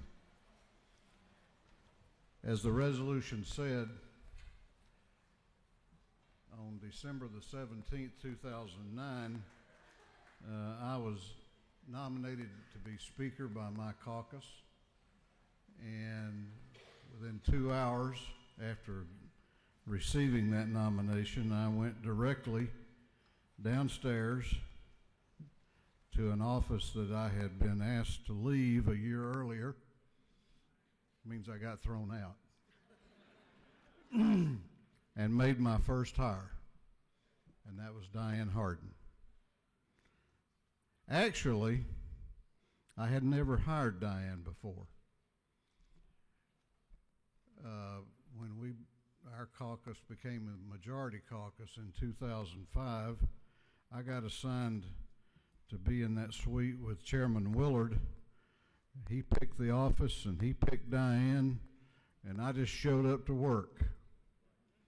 But I got him back that night in December of 2009. I called him. He had nominated me that day. I said, Wendell, I want to thank you for nominating me. And oh, by the way, I've got Diane back. And the rest, as they say, is history. For 8 years, Diane has been the glue that holds us together, the one who makes us go and keeps us on track. She is often, if not always, for both members and constituents and other staff members here in the Capitol, the first contact that people have with the General Assembly and with our House of Representatives, and no one could do it better. Her energy, her unparalleled work ethic, her commitment to detail and organization is without rival. More than her work skills, she has been a friend. I first learned about 1.5 years ago that her retirement was drawing near, and I practiced one of the leadership skills that I'm famous for. I chose to ignore it.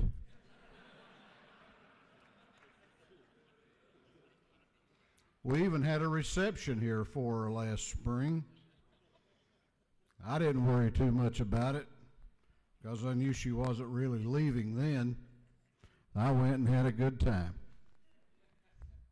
But now, in the words of the old country song, she's leaving for good.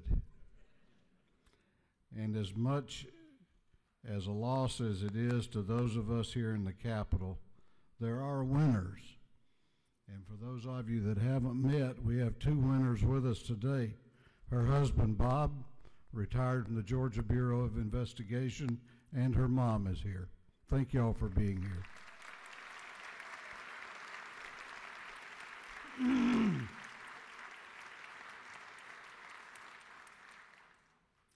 One of Diane's greatest traits has been her mama instinct.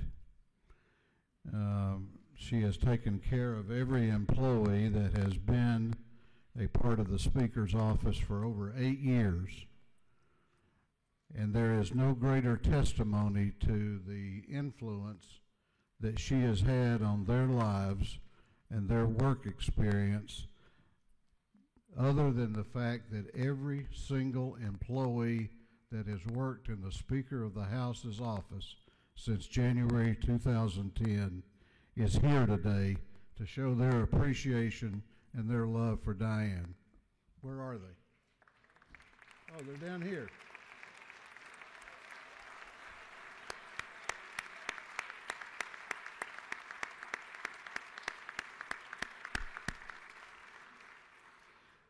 You can't replace people like Diane. She's given 38 years of her life. 38 years. It's a good thing they didn't have term limits for you. She's given 38 years of her life to this General Assembly. She has not sought the limelight. She's not sought the praise. She has given her all because she loves this house.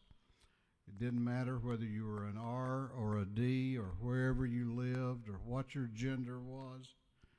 Every member has been treated the same and has been treated special, and she has given it everything.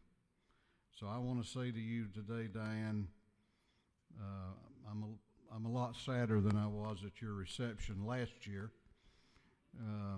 but thank you for everything you've done.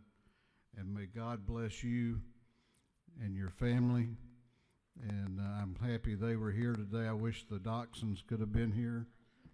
Bob had to leave them at home. But thank you very much for a job well done, and Godspeed. Thank you very much.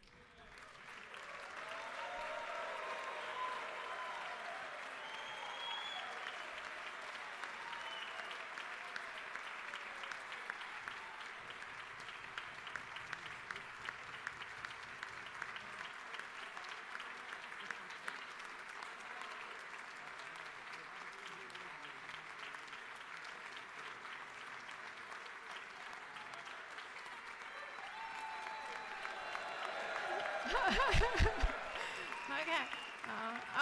Only time in the well for me since I'm leaving. I just want to say thank you. I wish I could lie and say I'd miss you, but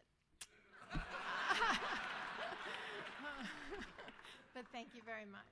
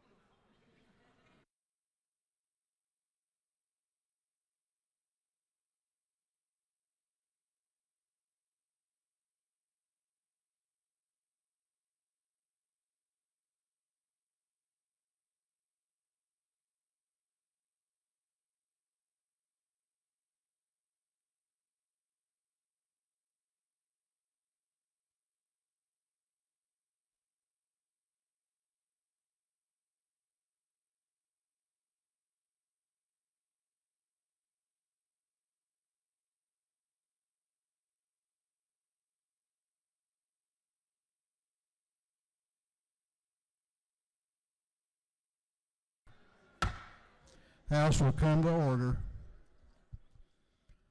House will be in order. Chair recognizes the majority leader of the House.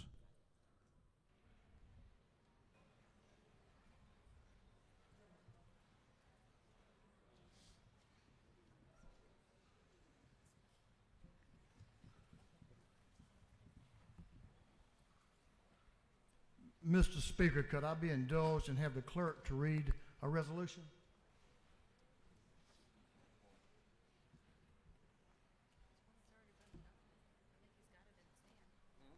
I have it.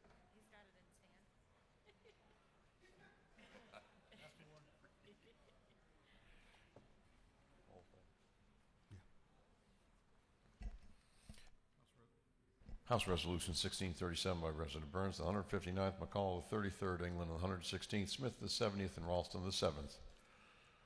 A resolution recognizing and commending Pat Harris on the occasion of her retirement and for other purposes. Whereas Pat Harris has been long recognized by the citizens of this state for the vital role she has played in leadership and her deep personal commitment to the welfare of the citizens of Georgia. And whereas she has diligently and conscientiously devoted innumerable hours of her time, talents, and energy towards the betterment of her community and the state is evidenced dramatically by her superlative service with the Department of Labor and in her various positions at the state capitol, assisting House committees on agriculture, the House Committee on Game, Fish, and Parks, and her work in the office of Majority Leader John Burns at the state capitol. And whereas Pat's significant organizational leadership talents, her remarkable patience and diplomacy, her keen sense of vision, and her sensitivity to the needs of the citizen of the state have earned her the respect and admiration of her colleagues and associates. And whereas she is a person of magnanimous strengths with an unimpeachable reputation for integrity, intelligence, fairness, and kindness. Whereas Pat has served with honor and distinction as Majority Leader Burns' executive assistant, and her vision and unyielding commitment to the welfare of this state will be sorely missed upon the occasion of her retirement. And whereas it is abundantly fitting and proper that the outstanding accomplishments of this remarkable and distinguished Georgian be appropriately recognized, now therefore be it resolved by the House of Representatives that the member of this body recognize and commend Pat Harris for her efficient, effective, unselfish, and dedicated public service to the state of Georgia, congratulate her upon the grand occasion of her retirement, and extend the most sincere best wishes for continued health and happiness. Thank you, Mr. Clerk. Thank you, Mr. Speaker. First, I want to introduce you to the reasons that Pat Harris is leaving. That's Miss Paisley right there. Presley. I'm sorry. I had it close. And Mr. Harris is in the Rules Chairman's arms over there. So that's the only explanation we need to give you, that this the reason that grandmother is leaving and that she's going home to spend some time with Rick and the family and Danielle, and Miss Joan. We're glad the whole family's here. Thank you all for being here on this great day. They come in pairs.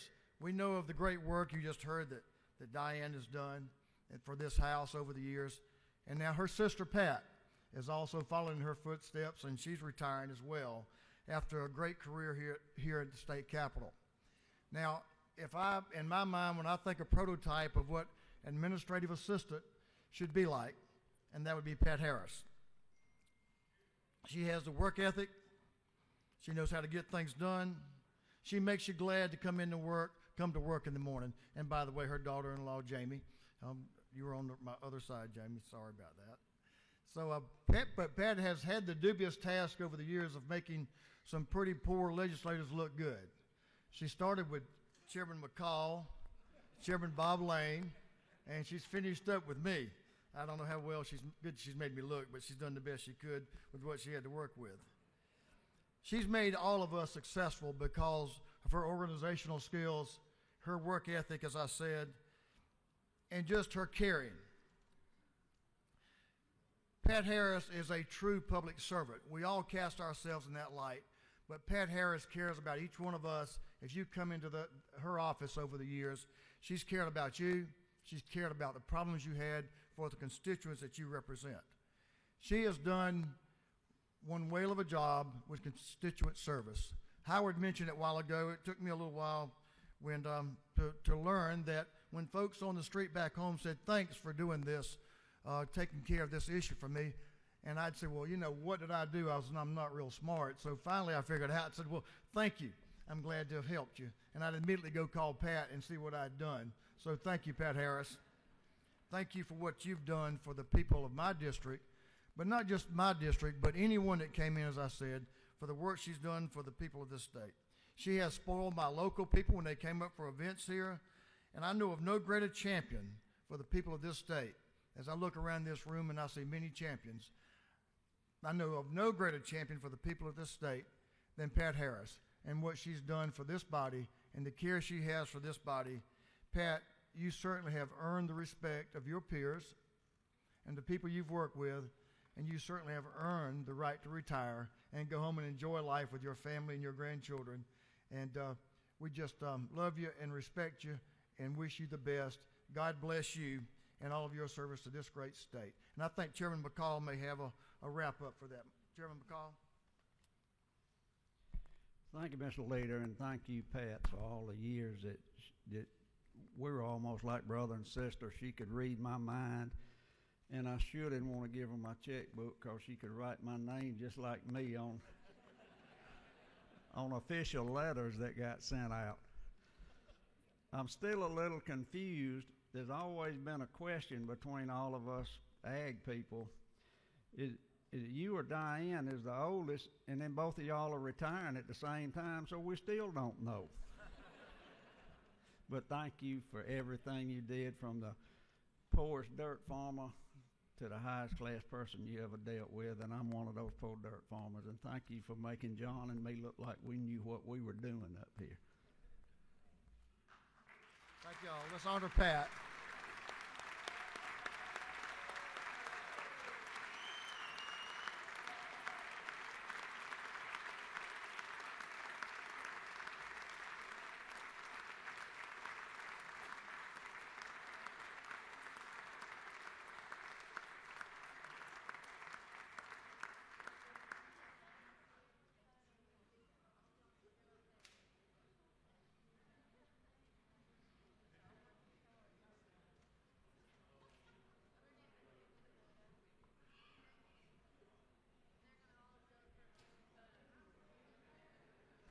House is going to stand in recess for about 10 minutes. Be in recess for 10 minutes.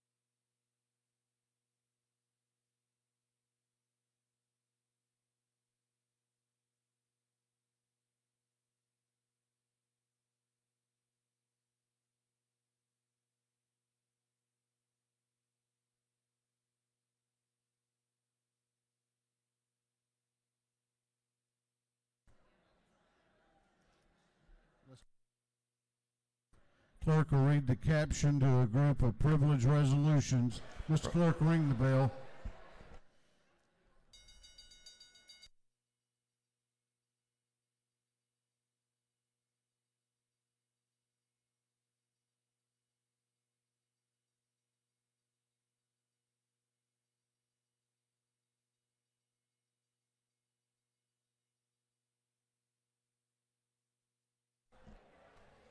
Chair wants to recognize on the floor of the House a former member of this body, the former chair of the House Transportation Committee, Chairman J. Roberts.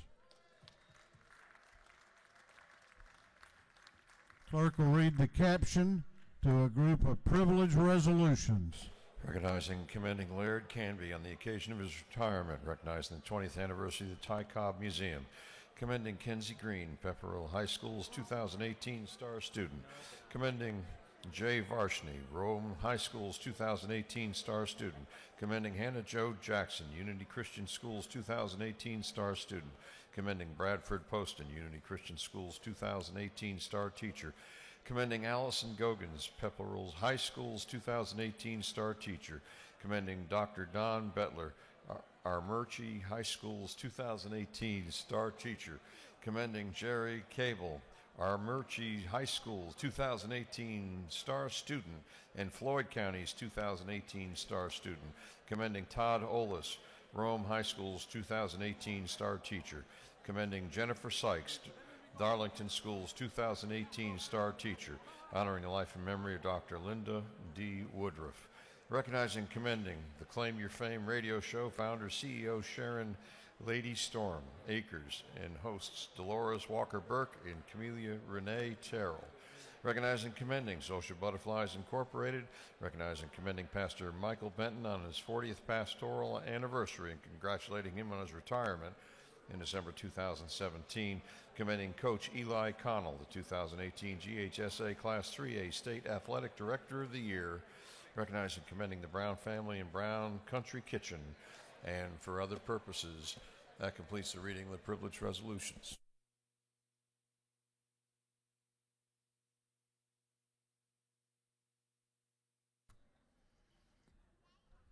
We're going back to the rules calendar. The clerk will read the caption to Senate Bill 364. Oh, I'm sorry. Is there any objection to the adoption of the privilege resolutions? Chair hears none and the resolutions are adopted. The clerk will now read the caption to Senate Bill 364. Senate Bill 364 by Senator Huffstetler, the 52nd, Underman of the 45th, Kirkpatrick of the 32nd, Orrock of the 36th, Burke of the 11th, and others, to be entitled an act to amend Code Section 43, 103, the official code of Georgia annotated relating the delegation of authority to physician's assistants so as to authorize a higher supervisory ratio for physician's assistants who have completed a board-approved anesthesiologist assistant program. This bill I refer to the Committee on Health and Human Services. That committee recommends that this bill do pass.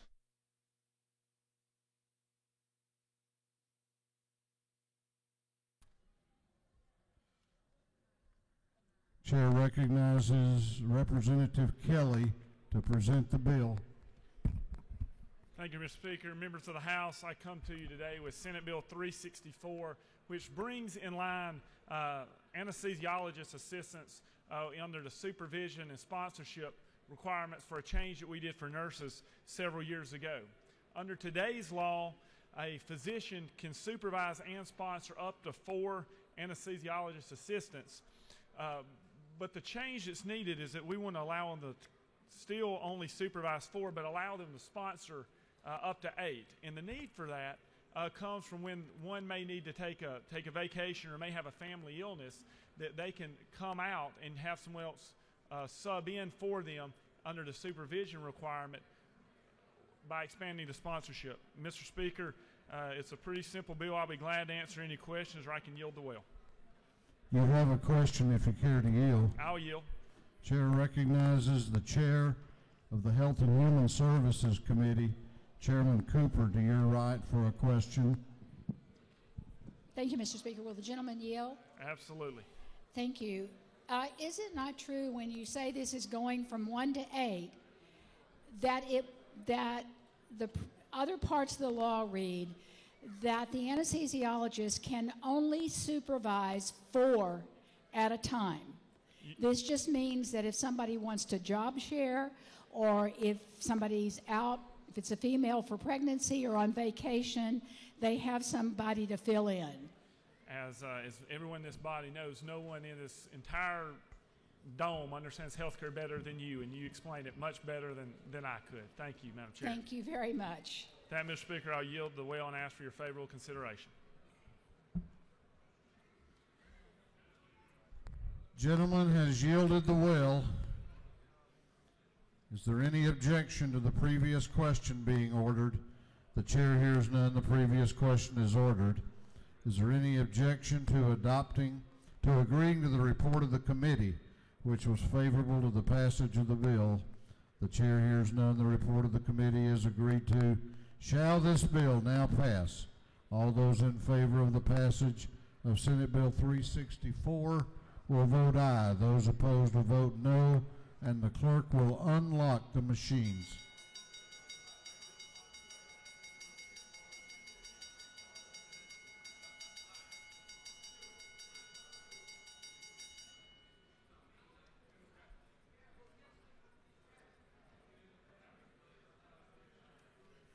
Have all members voted? Have all members voted? If so, the clerk will lock the machines on the passage of Senate Bill 364. The ayes are 160, the nays are 1. This bill, having received the requisite constitutional majority, is therefore passed. Clerk will read the caption to Senate Bill 407.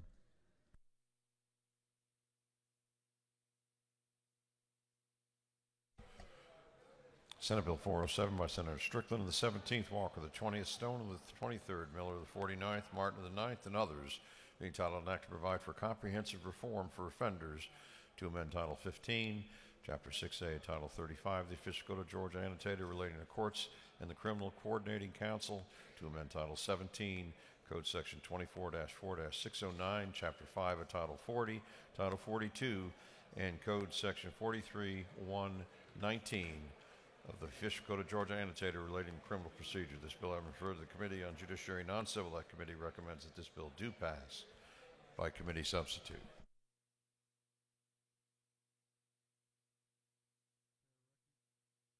Chair recognizes Representative Efstration to present the bill. Thank you, Mr. Speaker. Ladies and gentlemen of the House, I bring to you today Senate Bill 407.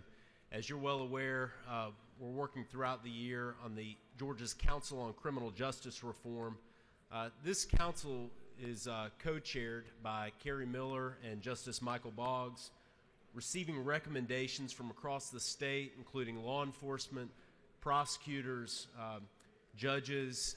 There's input from individuals who work in the criminal justice process on all sides, and that provides a great opportunity for input to be given and received. And Senate Bill 407 includes many of those recommendations from the Council on Criminal Justice Reform's report from this year, including allowing by law for certain misdemeanor offenses a citation to be issued by a law enforcement officer who's observed the criminal act or has personal knowledge of what's occurred. But also there's a fingerprinting requirement that would allow that to proceed. As far as the bail reform issue, in Senate Bill 407, there will be additional considerations that judges, when setting bail, should decide, and that is taking into consideration the financial circumstances of the person who's charged, so that a better, more comprehensive consideration is given to this individual's earning abilities, potentially their liabilities or assets, and how the public safety issues might be best served in the granting of bail and setting of the amount of bail. Also, if you look at Senate Bill 407, it includes the e-filing bill that this body previously passed last session. Chairman Willard carried that bill, and it's my recollection that it passed either unanimously or very close to it.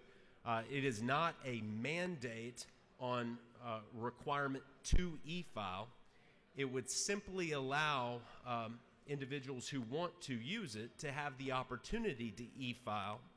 But if you don't want to, you could go to the courthouse, and the bill says there would be a terminal in the clerk's office where you could file it in and not have the $30 filing fee charge that otherwise might apply. And so this, I'd submit to you, is a very measured approach that allows for us to incorporate into the modern e-filing opportunities that we have, provides for judicial efficiency, but there's still open access to the courts because of the ability to utilize a terminal. And I can speak from personal experience. I know the Superior Court of Fulton County currently has a very similar system right now where you can utilize a terminal in person if you wish to there at the clerk's office. There are other provisions in the bill related to the Council on Criminal Justice Reform's recommendations. I'd submit to you that this is legislation consistent with the great work that the General Assembly has done under Governor Nathan Deal's leadership in the area of criminal justice reform over the past several years. And each year we've seen these bills pass with near unanimous support. Mr. Speaker, I'd be happy to answer any questions, and members, I'd ask for your favorable consideration of Senate Bill 407.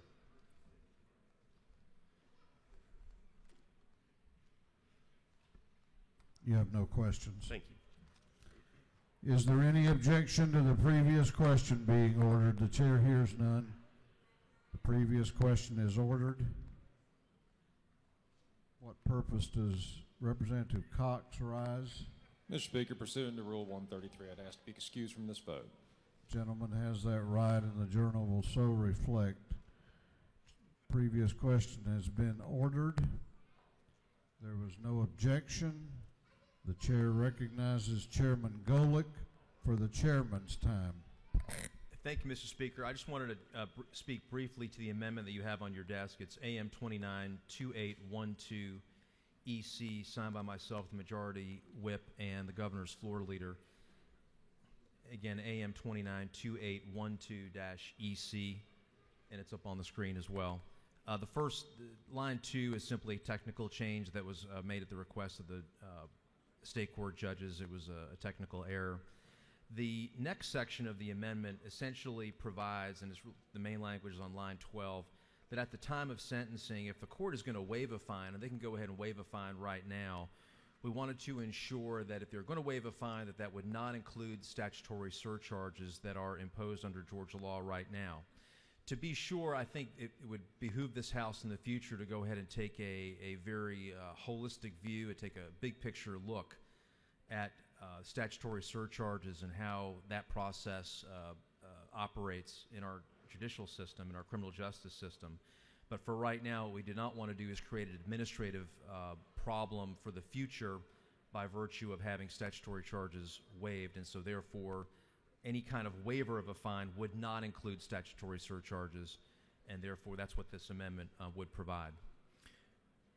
Finally, let me just say to members of the House from both parties, this is the final opportunity that we'll have during the current administration to vote on Governor Deal's criminal justice reform package. It is the 6th or 7th chapter of that effort, of that initiative that was begun in the first part of his first term.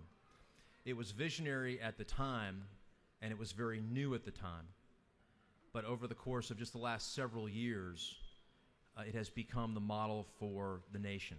That is no understatement. While there are other states that have tackled this issue initially before us, Texas is one, we really took that model, and to be more specific, Governor Deal took that model and expanded on it, and as a result, over the last several years, we have taken a look at nonviolent sentencing, we've taken a look at parole, probation, reentry into society, and very deliberately taking a look at each one of those subject matter areas, working in conjunction with the Criminal Justice Reform Council. We've really changed the national narrative on criminal justice reform. So to those people who were here back in 2011 and 2012 when we began with the very complex bills having to do with nonviolent drug offenders, through this bill today, Senate Bill 407, thank you for your partnership. Let me say thank you to Governor Deal for his leadership on this. There were many of us in this chamber and across the way who were to a degree skeptical, but really more worried. Were we going too far, too fast? Was this too much, too soon? Over the course of time, I think what's been proven is that not only was it the right measure at the right time, but what's also been proven is that it was perhaps ahead of its time at that time several years ago. But now again, it's been a national model. It has become a national model. The truth of the matter is, I think great ideas like this come to fruition over time. I believe the General Assembly would have gotten to this point, but I think it would have taken us another decade at least in order to get to that point. And the truth is that the result of that would have been the loss of, frankly, billions of dollars of taxpayer money, billions with a B, and there would have been hundreds or perhaps thousands of lives that could have been saved and salvaged that would have been wasted. But it was because of Governor Deal's vision on this issue many years ago that's gotten us to where we are today. I was one of those people at that time, early in his first term, who was worried about going too fast, too soon. What I've learned over the course of the last several years is that we were doing exactly the right thing at the right time, and we've achieved the results that the administration then and now wanted us to achieve. And so I wanted to say that out loud to make sure to congratulate Governor Deal on his leadership both then and now, and it's been a privilege to be a part of that initiative. Mr. Speaker, I'll yield the well. Gentleman has yielded the well. Previous question has been ordered. There is an amendment. It is AM 292812 EC by Representatives Coomer, F. Strachan, and Golick. Is there any objection to adopting the amendment? The chair hears none. The amendment is adopted. Is there any objection to adopting the committee substitute as amended? The chair hears none. The committee substitute as amended is adopted. Is there any objection to agreeing to the report of the committee, which was favorable to the passage of the bill?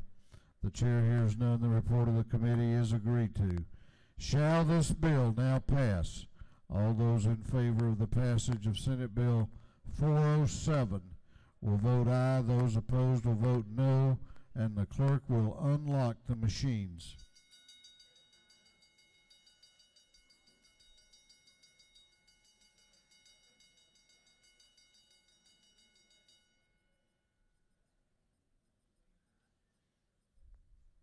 Have all members voted? Have all members voted? If so, the clerk will lock the machines. On the passage of Senate Bill 407, the ayes are 170, the nays are 0. This bill, having received the requisite constitutional majority, is therefore passed. Clerk will read the caption to Senate Bill 432. Senate Bill 432 by Senator Albers of the 56th, Huffstetler of the 52nd, Dugan of the 30th, Hill of the 4th, Ligon of the 3rd, and others, to be entitled an act to amend Article 2 of Chapter 7 of Title 48 of the Fiscal Code of Georgia Annotated relating the imposition rate computation and exemptions from state income tax so as to provide for the expiration of certain tax credits. This bill having referred to the Committee on Ways and Means, that committee recommends that this bill do pass by committee substitute. Chair recognizes Representative Lott to present the bill. Thank you, Mr. Speaker and members of the House. I am here today to present SB 432. This is a combination of two bills that have been joined together for our benefit in the state of Georgia. The first is the language from HB 301, which was voted unanimously out of this chamber last session. This was the preceptor tax incentive program. And a preceptor, just to remind folks, this is the healthcare provider that volunteers to train healthcare students. What we were finding was that offshore and out-of-state programs were sending their students into Georgia and paying our doctors and physician's assistants and our APRN, our advanced practice registered nurses, were getting paid by other states and offshore schools to train their students in our state. And we needed to compete. So this preceptor tax incentive program is an initiative of our of the Georgia Primary Care Summit. It is also a House Rural Development Council and Senate Access to Care Study Committee recommendation. And this is provide compensation in the form of a tax credit so that our Georgia students will be a priority and can now be properly trained in the state of Georgia. This tax credit will compensate our community providers for their work. The second part of this bill is a one-line addition to the Department of Revenue Code section. It allows parity and sales and use tax exemptions for memberships. The Georgia Department of Revenue has charged a sales and use tax to target range memberships, but has not charged this to other memberships. Golf memberships, tanning memberships, gym memberships, Rotary, Masonic Lodge, country clubs, no other memberships have been charged a sales and use tax. There's a portion in there now to give parity to that. SB 432 allows for greater access to primary care in Georgia for all Georgians by offering more in-state training for our students, and it also demands the sales and use tax parity on memberships. And I will stand for any questions.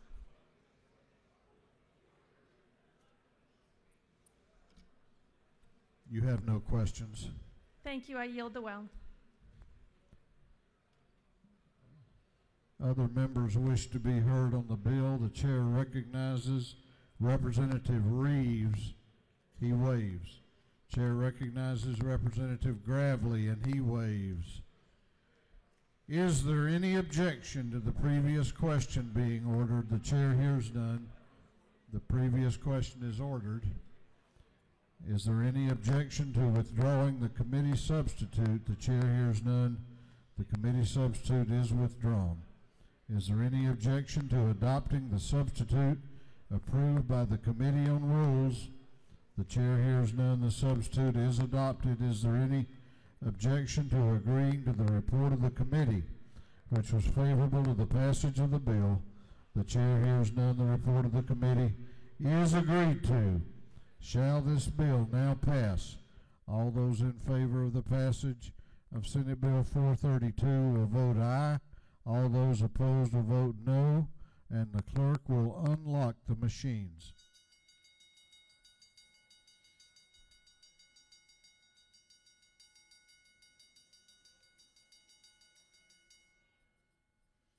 Have all members voted?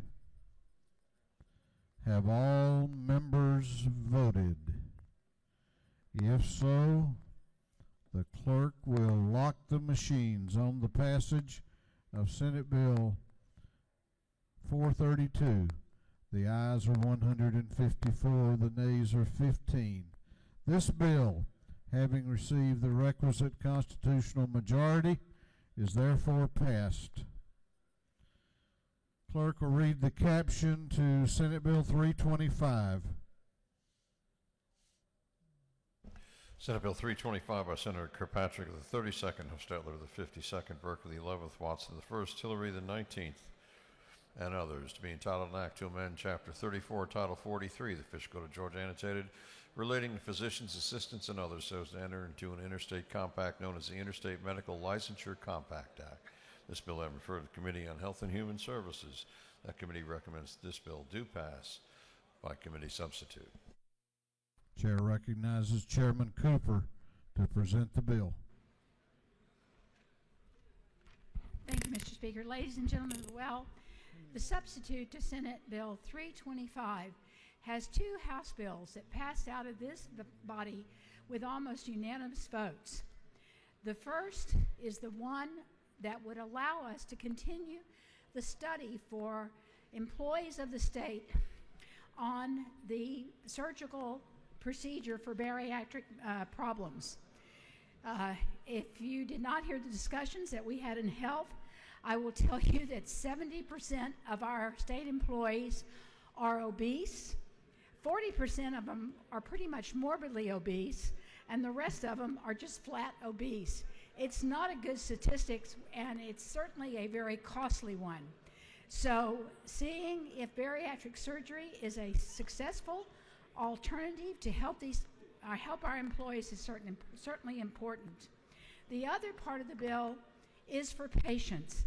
It's the part that sets out some guidelines about the appeal process when people are asked to fail on medicines time and time again before they can get the medicine that works for them. And this sets up guidelines to help them with the appeals process when they are denied the medicines they need. These bills passed the House. They seem to have a little problem over in the Senate, so they have been added to the substitute to Senate Bill 325.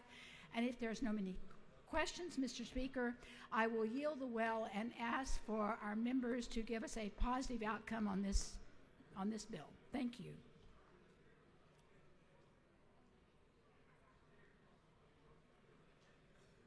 You have no questions?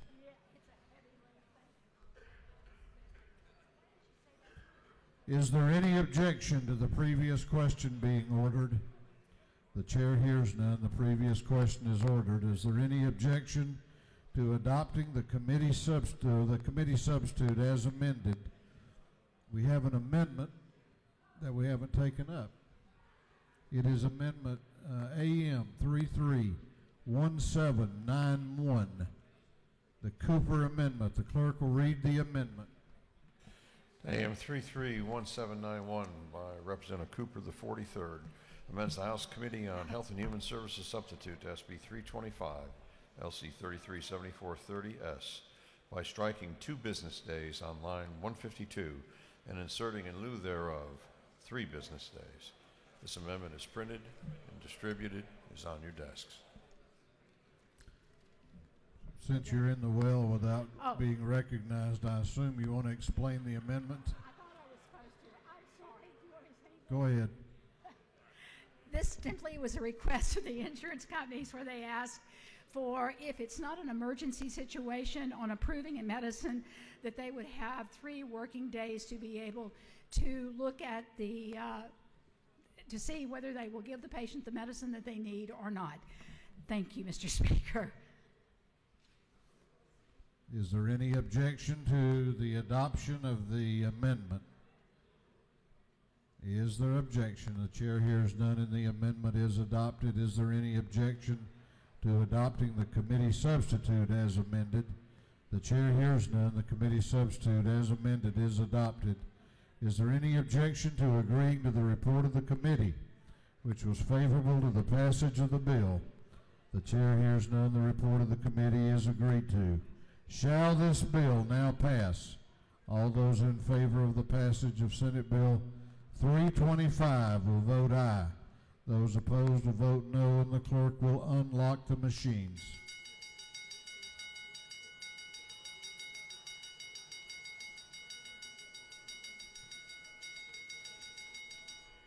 Have all members voted? Have all members voted?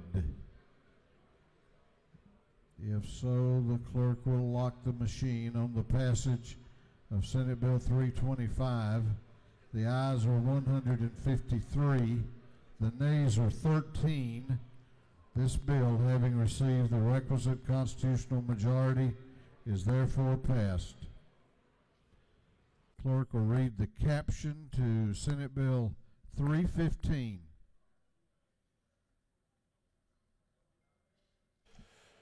Senate Bill 315 by Senator Thompson, the 14th, Albers, the 56th, Cowser, the 46th, Miller, the 49th, Utterman, and the 45th, and others. To be entitled an act to amend Part 1 of Article 6 of Chapter 9 of Title 16 of the Official Code of Georgia, annotated relating to computer crimes, so as to create the new crime of unauthorized computer access. This bill having been referred to the Committee on Judiciary Non-Civil, that committee recommends that this bill do pass by committee substitute. Chair recognizes the Majority Caucus Whip, Representative Coomer, to present the bill. Thank you, Mr. Speaker. Senate Bill 315 criminalizes unauthorized access to computers and computer systems if the access is gained intentionally and the person accessing the system knows that he or she does not have authority. In other words, you can't do this by accident. There are three broad exceptions in the bill. One for an exception for members of the same household, also an exception for legitimate business practices or legitimate business activities, and for cybersecurity active defense measures designed to detect or prevent unauthorized access. Just so you'll know, we will be the 47th state to pass similar legislation, including California, the birthplace of cybersecurity and technology innovation. We've consulted with numerous stakeholders in the process of crafting this bill and perfecting it after it came over from the Senate, including all of our state's research institutions, the business community, state and private security coalitions, technology agencies and associations, payment processing industry. All in all, this is a bill that will complement the code that's been in place since the early 1990s. And with that, Mr. Speaker, I will stand for questions. Senate Bill 315. You have no questions. Thank you, Mr. Speaker. I'll yield the will and ask for your favorable. Well, you do have a question. Do you yield? I do. Chair recognizes Representative Cannon to your left for a question. Do you yield? Yes. Thank you. Is it not true that we have some talented hackers who are concerned about this bill because we do need to be able to sometimes hack into systems in order to do good? I guess that's your opinion. I'm sorry, I don't agree with that. Do you further yield so Sure. I can ask it in a different way? So there are IT professionals who intentionally must do some of the things that will not be allowable based on this measure. So do you think it is appropriate that we single out these talented hackers for doing their job? I think the premise of your question is incorrect. I think any legitimate activity that anybody wants to undertake, whether that's in the business setting or in the academic setting, or frankly, if they're just a freelance person who's trying to do some public good, would be within the exceptions provided in subsection 2B and 2C that relates to any legitimate business activity or to cybersecurity active defense measures that are designed to prevent or detect unauthorized computer access. Representative Williams, did you have a question? I'm sorry? He can hack it, I Mr. was Speaker. hoping you were going to try to find out if the legitimate hackers were Russian or some other nationality.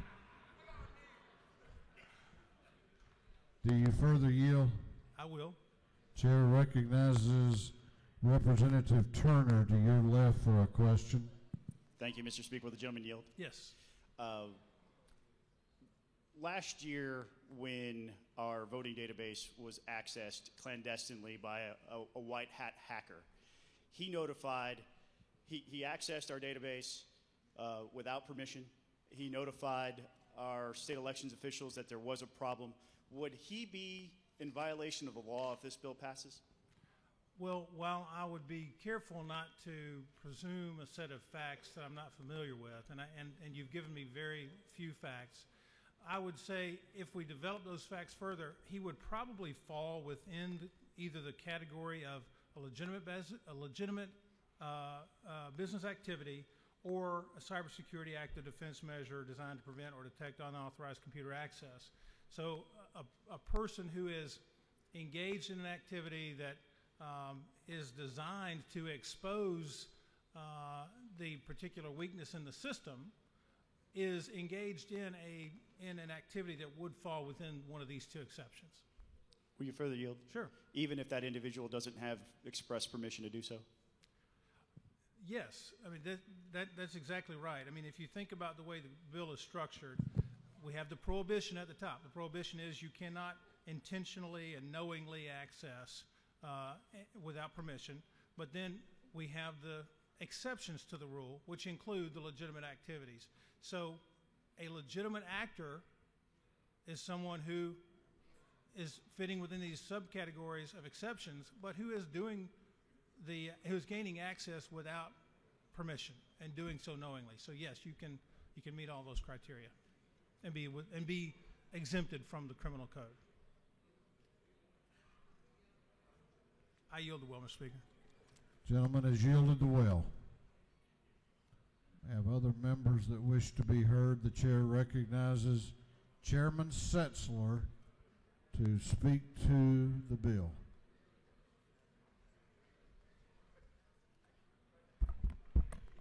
Mr. Speaker, ladies and gentlemen of the House, I appreciate your consideration of Senate Bill 315 today. It's a bill that went through multiple hours of debate and deliberation in subcommittee and full committee to make sure we get the balance exactly right.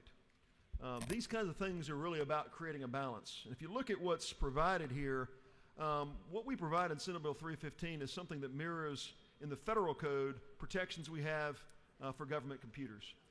Federal U.S. Code 18-1030 creates a circumstance that by simply accessing in an unauthorized way a government computer, it's a misdemeanor. What we're doing in Senate Bill 315 is taking those exact same elements, that accessing a computer system or network in an unauthorized way would be a misdemeanor under Georgia law. Now, Georgia, as many of you know, is the financial technology center, really, of the world. More than 70% of the world's financial transactions are processed through Atlanta. And it's very difficult sometimes when there are people that have hacked into a system that get into the system and they sit really still and don't do anything for a period of weeks and kind of watch what's going on. That's the behavior of hackers that hack into systems before they download or they lock out or they misuse information. Our current code, passed back in the 1990s, does a very extensive job of laying out felonies that exist today for accessing systems and doing bad things, whether it's accessing personal information, downloading financial information. All these things under current Georgia law, 16-9-93, are felonies today. What we're bringing before you in 315 is simply a misdemeanor. And the misdemeanor is someone that accesses a computer system knowingly. You can't just accidentally find yourself on the system. It requires you knowingly and intentionally be on the system, and that you know your access to that system is unauthorized. We've worked through a wide variety of circumstances to make sure there's no unintended consequences. And candid, ladies and gentlemen, if you're reading the bill, lines 15 through 20 create enormous exemptions. There are people that come to us sometime and say, Representative Setzler, on line 16, this carve-out is so broad you could drive a truck through it. What that means is there's all kinds of broad exemptions to allow somebody who is legitimately using a computer system and accessing a network to not be prosecuted under Senate Bill 315. Anybody in the same household, anybody with any legitimate business activities, very, very broad circumstances which make people not subject to any prosecution under this bill. So what we've done is we've created many, many, many safe protections in this bill to make sure there's no unintended consequences to folks who access these systems. This does, however, and this is why we need to pass Senate Bill 315 today, this does, however, empower our Attorney General to prosecute people who intentionally access networks, know they don't belong there, and simply sit very still and watch what's happening prior to potentially downloading information and committing further felonies. This is essential for our Attorney General to be able to prosecute cybercrime in our state, because very often, before people download 143 million people's personal information, they hang out on the system for a period of weeks and months before they act. And Senate Bill 315 is intended to make sure that we can prosecute those cases, but provide the protections for regular people. Certified white hat hackers who work with the businesses to help them probe their networks, they're covered. People within the same household, they're covered. People that are involved in a legitimate business activity, that they do business with each other, they're covered. all the coverages we need and all the protections we need to prevent unintended consequences are in this bill, but the very important prospect of being able to prosecute cybercrime in our state is why we need to pass Senate Bill 315, Mr. Speaker. I would yield to questions if there are some. You have questions if you care to yield. I'll take one, Mr. Speaker. Chair recognizes the Majority Caucus Whip. He waives. Chair recognizes Representative Cannon to your left for a question. Do you yield? Yes, ma'am, I sure do.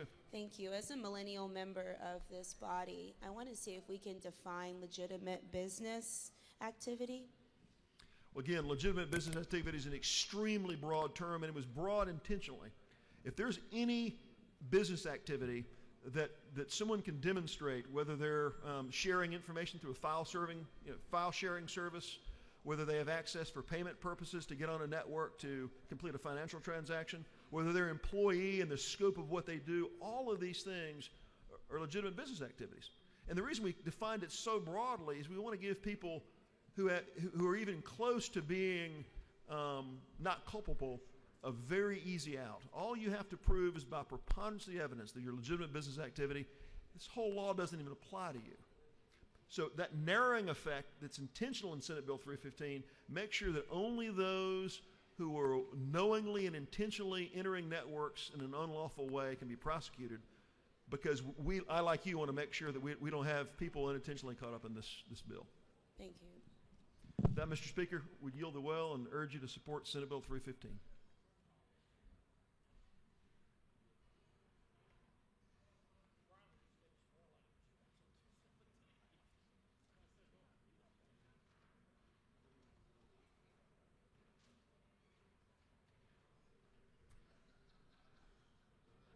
There is a minority. Is there any objection to the previous question being ordered? The chair hears none. The previous question is ordered. There is a minority report.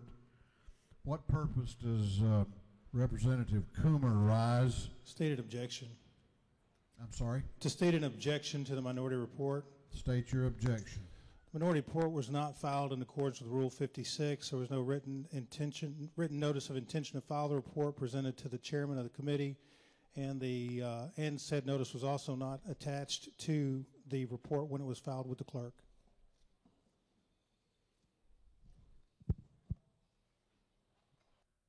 Does the presenter of the minority report wish to be heard?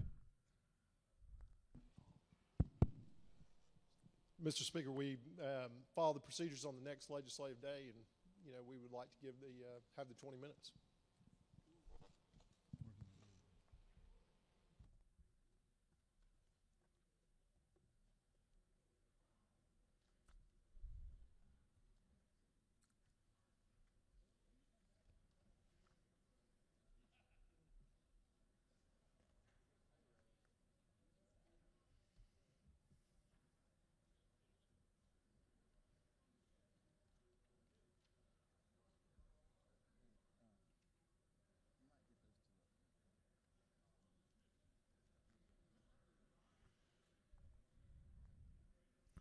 The chair has a inquiry of the chair of the committee.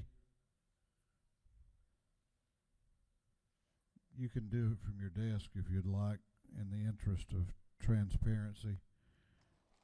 The chair would inquire as to whether the chair received a written notice of intention to file a minority report within the time provided by Rule 56. Mr. Speaker, to my knowledge, I did not receive any such report. I checked with staff to double check that, and they are not in receipt of any report. Rule 56 provides that a majority of the minority of a committee, but not less than 2 members of the committee, may make a report in writing setting forth succinctly the reasons for its dissent. In order for the minority report to be considered, a written notice of intention to file such report must be provided by the first signer thereof to the chairman of the committee, and after notice has been given, The minority report with a copy of the notice given to the committee chairman attached must be filed with the clerk no later than 5:00 p.m. on the next legislative day after the committee report is filed. If there's no further argument, the chair rules that the minority report is not in compliance with Rule 56 and would be disallowed.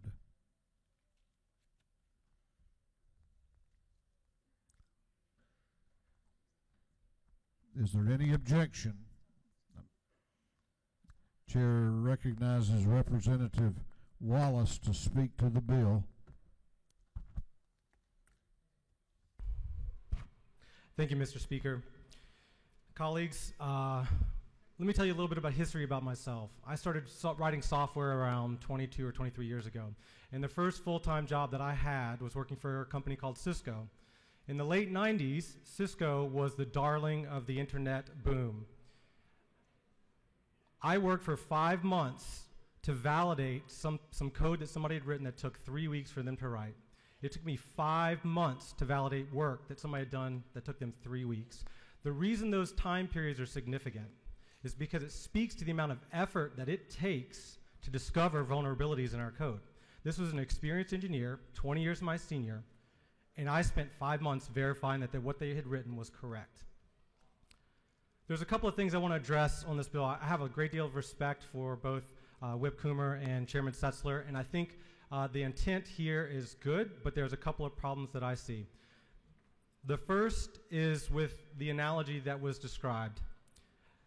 Bad actors already know where the vulnerabilities are, number one. Number two, bad actors, they're not typing on the keyboard. They're writing software. This software is hitting our servers day in and day out in an automated fashion to seek out vulnerabilities. Once those vulnerabilities are found, they then phone home to let the creator of the software that's seeking out vulnerabilities that they exist.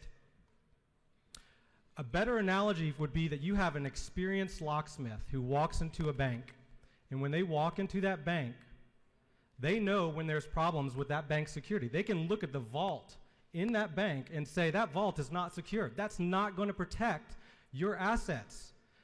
This law, because that locksmith expert has no pre-existing relationship with that bank, would allow the bank to draw up prosecution against the locksmith for reporting that vulnerability. That gives the discretion to the Attorney General, the prosecutor, to decide that this is a case where unauthorized access. That analogy feels a little weak because fundamentally these types of analogies don't work for what we're talking about here. What we need to understand here, and this is the big important piece of it, is that the hackers are not waiting for us to figure it out. They are moving ahead, and we need all eyes on these problems. In Georgia, we have 10,000 security professionals. We are the number 3 state in the nation for information security. We have 130,000 software developers in Georgia. These numbers come from the American Community Survey from the United States Census Bureau. So we have 10,000 security professionals. We have 130,000 software developers. If those software developers stumble across a problem and they report that problem, they could be subject to liability. They could be subject to prosecution. The other key thing that I want you to take away is how much of the internet has grown. It has grown over leaps and bounds. It has been exponential growth. And the majority of the work that has been done in software has been done for free and open source software. There was a reference to a security researcher who found a vulnerability in our election systems. He found the usernames and passwords for our election officials in our counties, and they found over 6 million voter information records. When he reported that, I want to make you understand how simple it is what he did. When he found this vulnerability, he changed in the address bar on your browser, he changed it from HTTP to HTTPS. He added an S. And when he added an S to a URI, he found something that was embarrassing and unfortunate, and when he reported that, it wasn't addressed. There's this process called responsible disclosure. This is what a white hat hacker will follow. This is what gray hat hackers will follow. A white hat hacker is somebody who has a business relationship. A gray hat hacker is somebody who stumbles across a problem. By changing one character in the address bar, he would violate this law as currently written. I think it is important to realize that the safety and security of our systems is bolstered by people who are willing to follow responsible disclosures. In the Fortune 2000, we have only 120 companies that have a formal disclosure program. Those 1,880 other companies, if I find a problem with their systems and I decide to report that, and they decide that it's cheaper to try to prosecute me than it is to allow that to be exposed as a problem, that's what they're going to do. And that's the problem that I have with this current bill. And that's why I would ask that we take a little bit more time, try to perfect this bill. I spoke to the Attorney General's office about including an exemption for responsible disclosure. They weren't ready for that because there wasn't quite enough time to address it. I think it is important that we implement a law that does not have unintended consequences. With that, Mr. Speaker, I would yield for any questions if there are any.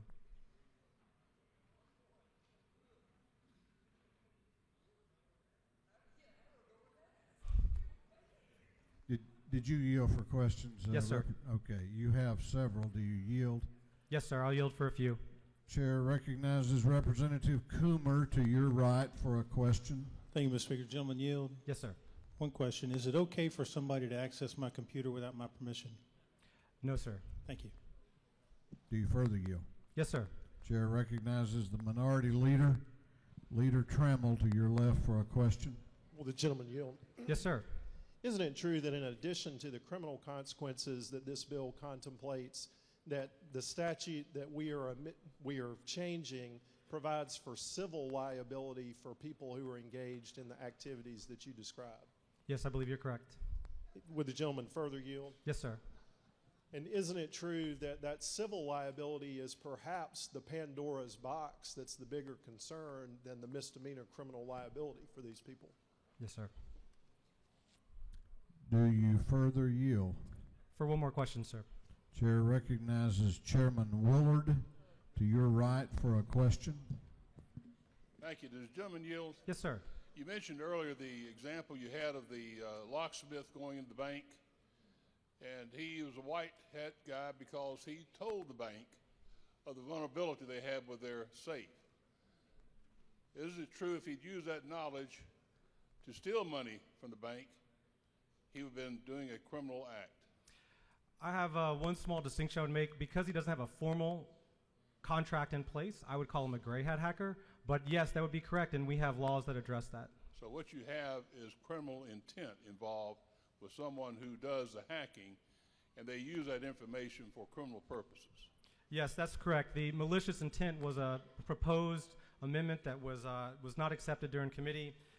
When I looked at some of the other states and what they had, they all are very clear.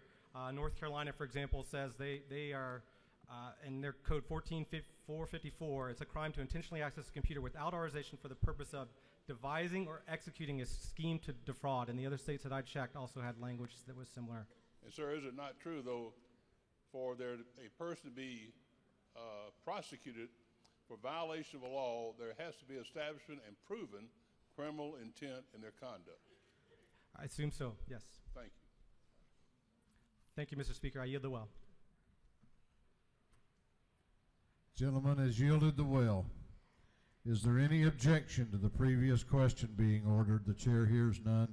The previous question is ordered. Is there any objection to adopting the committee substitute? The chair hears none. The committee substitute is adopted. Is there any objection to agreeing to the report of the committee, which was favorable to the passage of the bill? The chair hears none. The report of the committee is agreed to. Shall this bill now pass? All those in favor of the passage of Senate Bill 315 will vote aye. Those opposed will vote no, and the clerk will unlock the machines.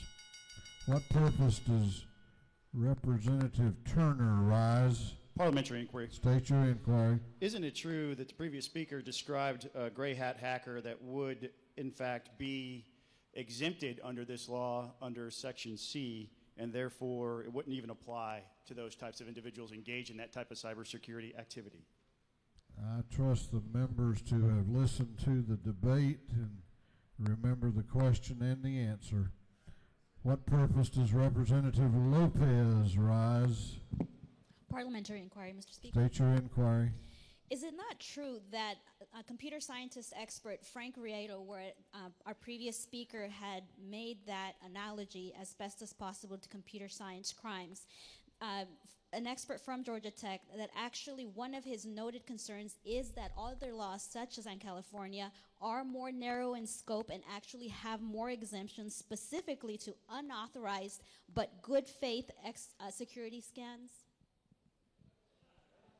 I'm going to, Representative, with all due respect, I'm going to delegate the answer to that to the author of the bill, Representative Coomer.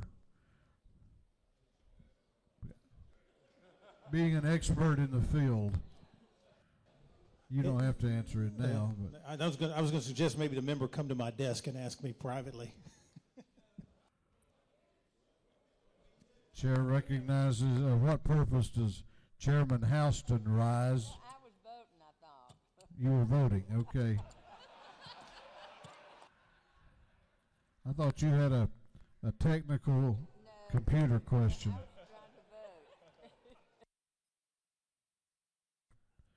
Have all members voted? Have all members voted? If so, the clerk will lock the machines.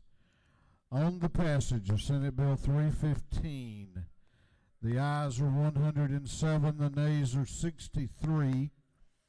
This bill, having received the requisite constitutional majority, is therefore passed. Clerk will read the caption to Senate Bill 324.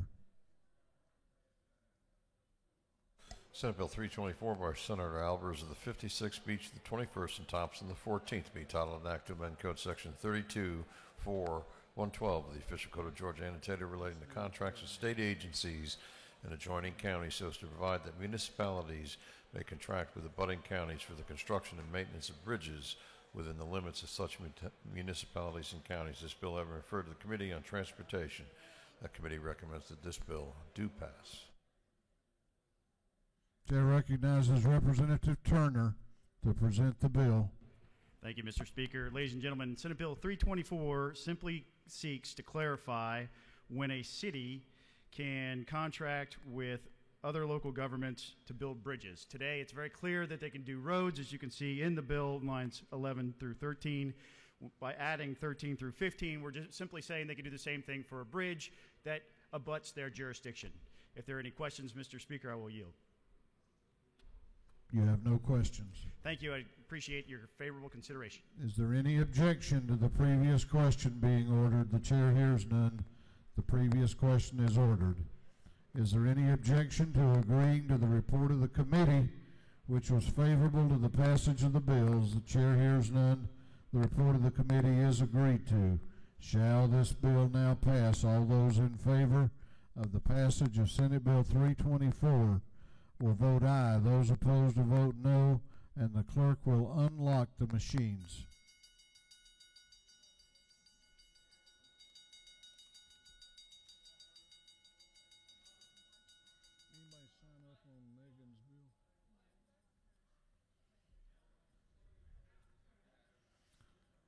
Have all members voted? Have all members voted? If so, the clerk will lock the machines. On the passage of Senate Bill 324, the ayes are 171, the nays are 0. This bill, having received the requisite constitutional majority, is therefore passed. Clerk will read the caption to House Resolution 1429. House Resolution 1429 by Representative Hanson of the 80th, creating the House Study Committee on County Governance. This resolution having referred to the Committee on Special Rules. That committee recommends this resolution be adopted.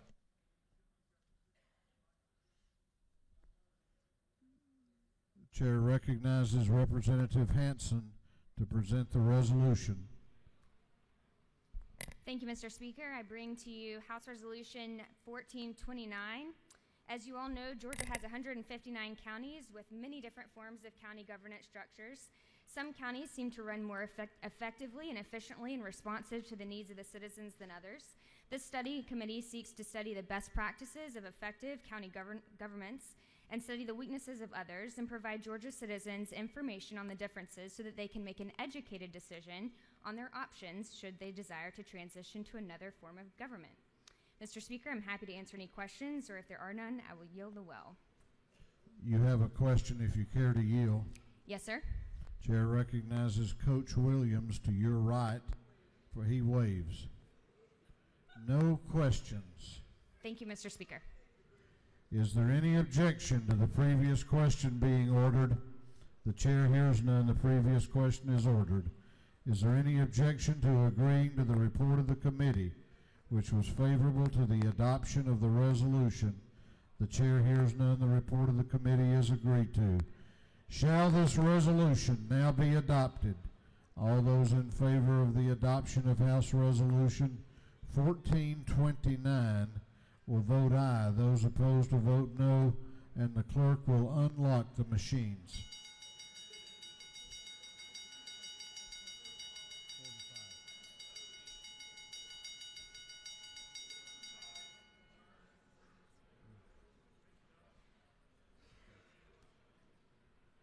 Have all members voted? Have all members voted? If so, the clerk will lock the machines. On the adoption of House Resolution 1429, the ayes are 158, the nays are 10. This resolution, having received the requisite constitutional majority, is therefore passed. Chair recognizes Chairman Beverly for an announcement.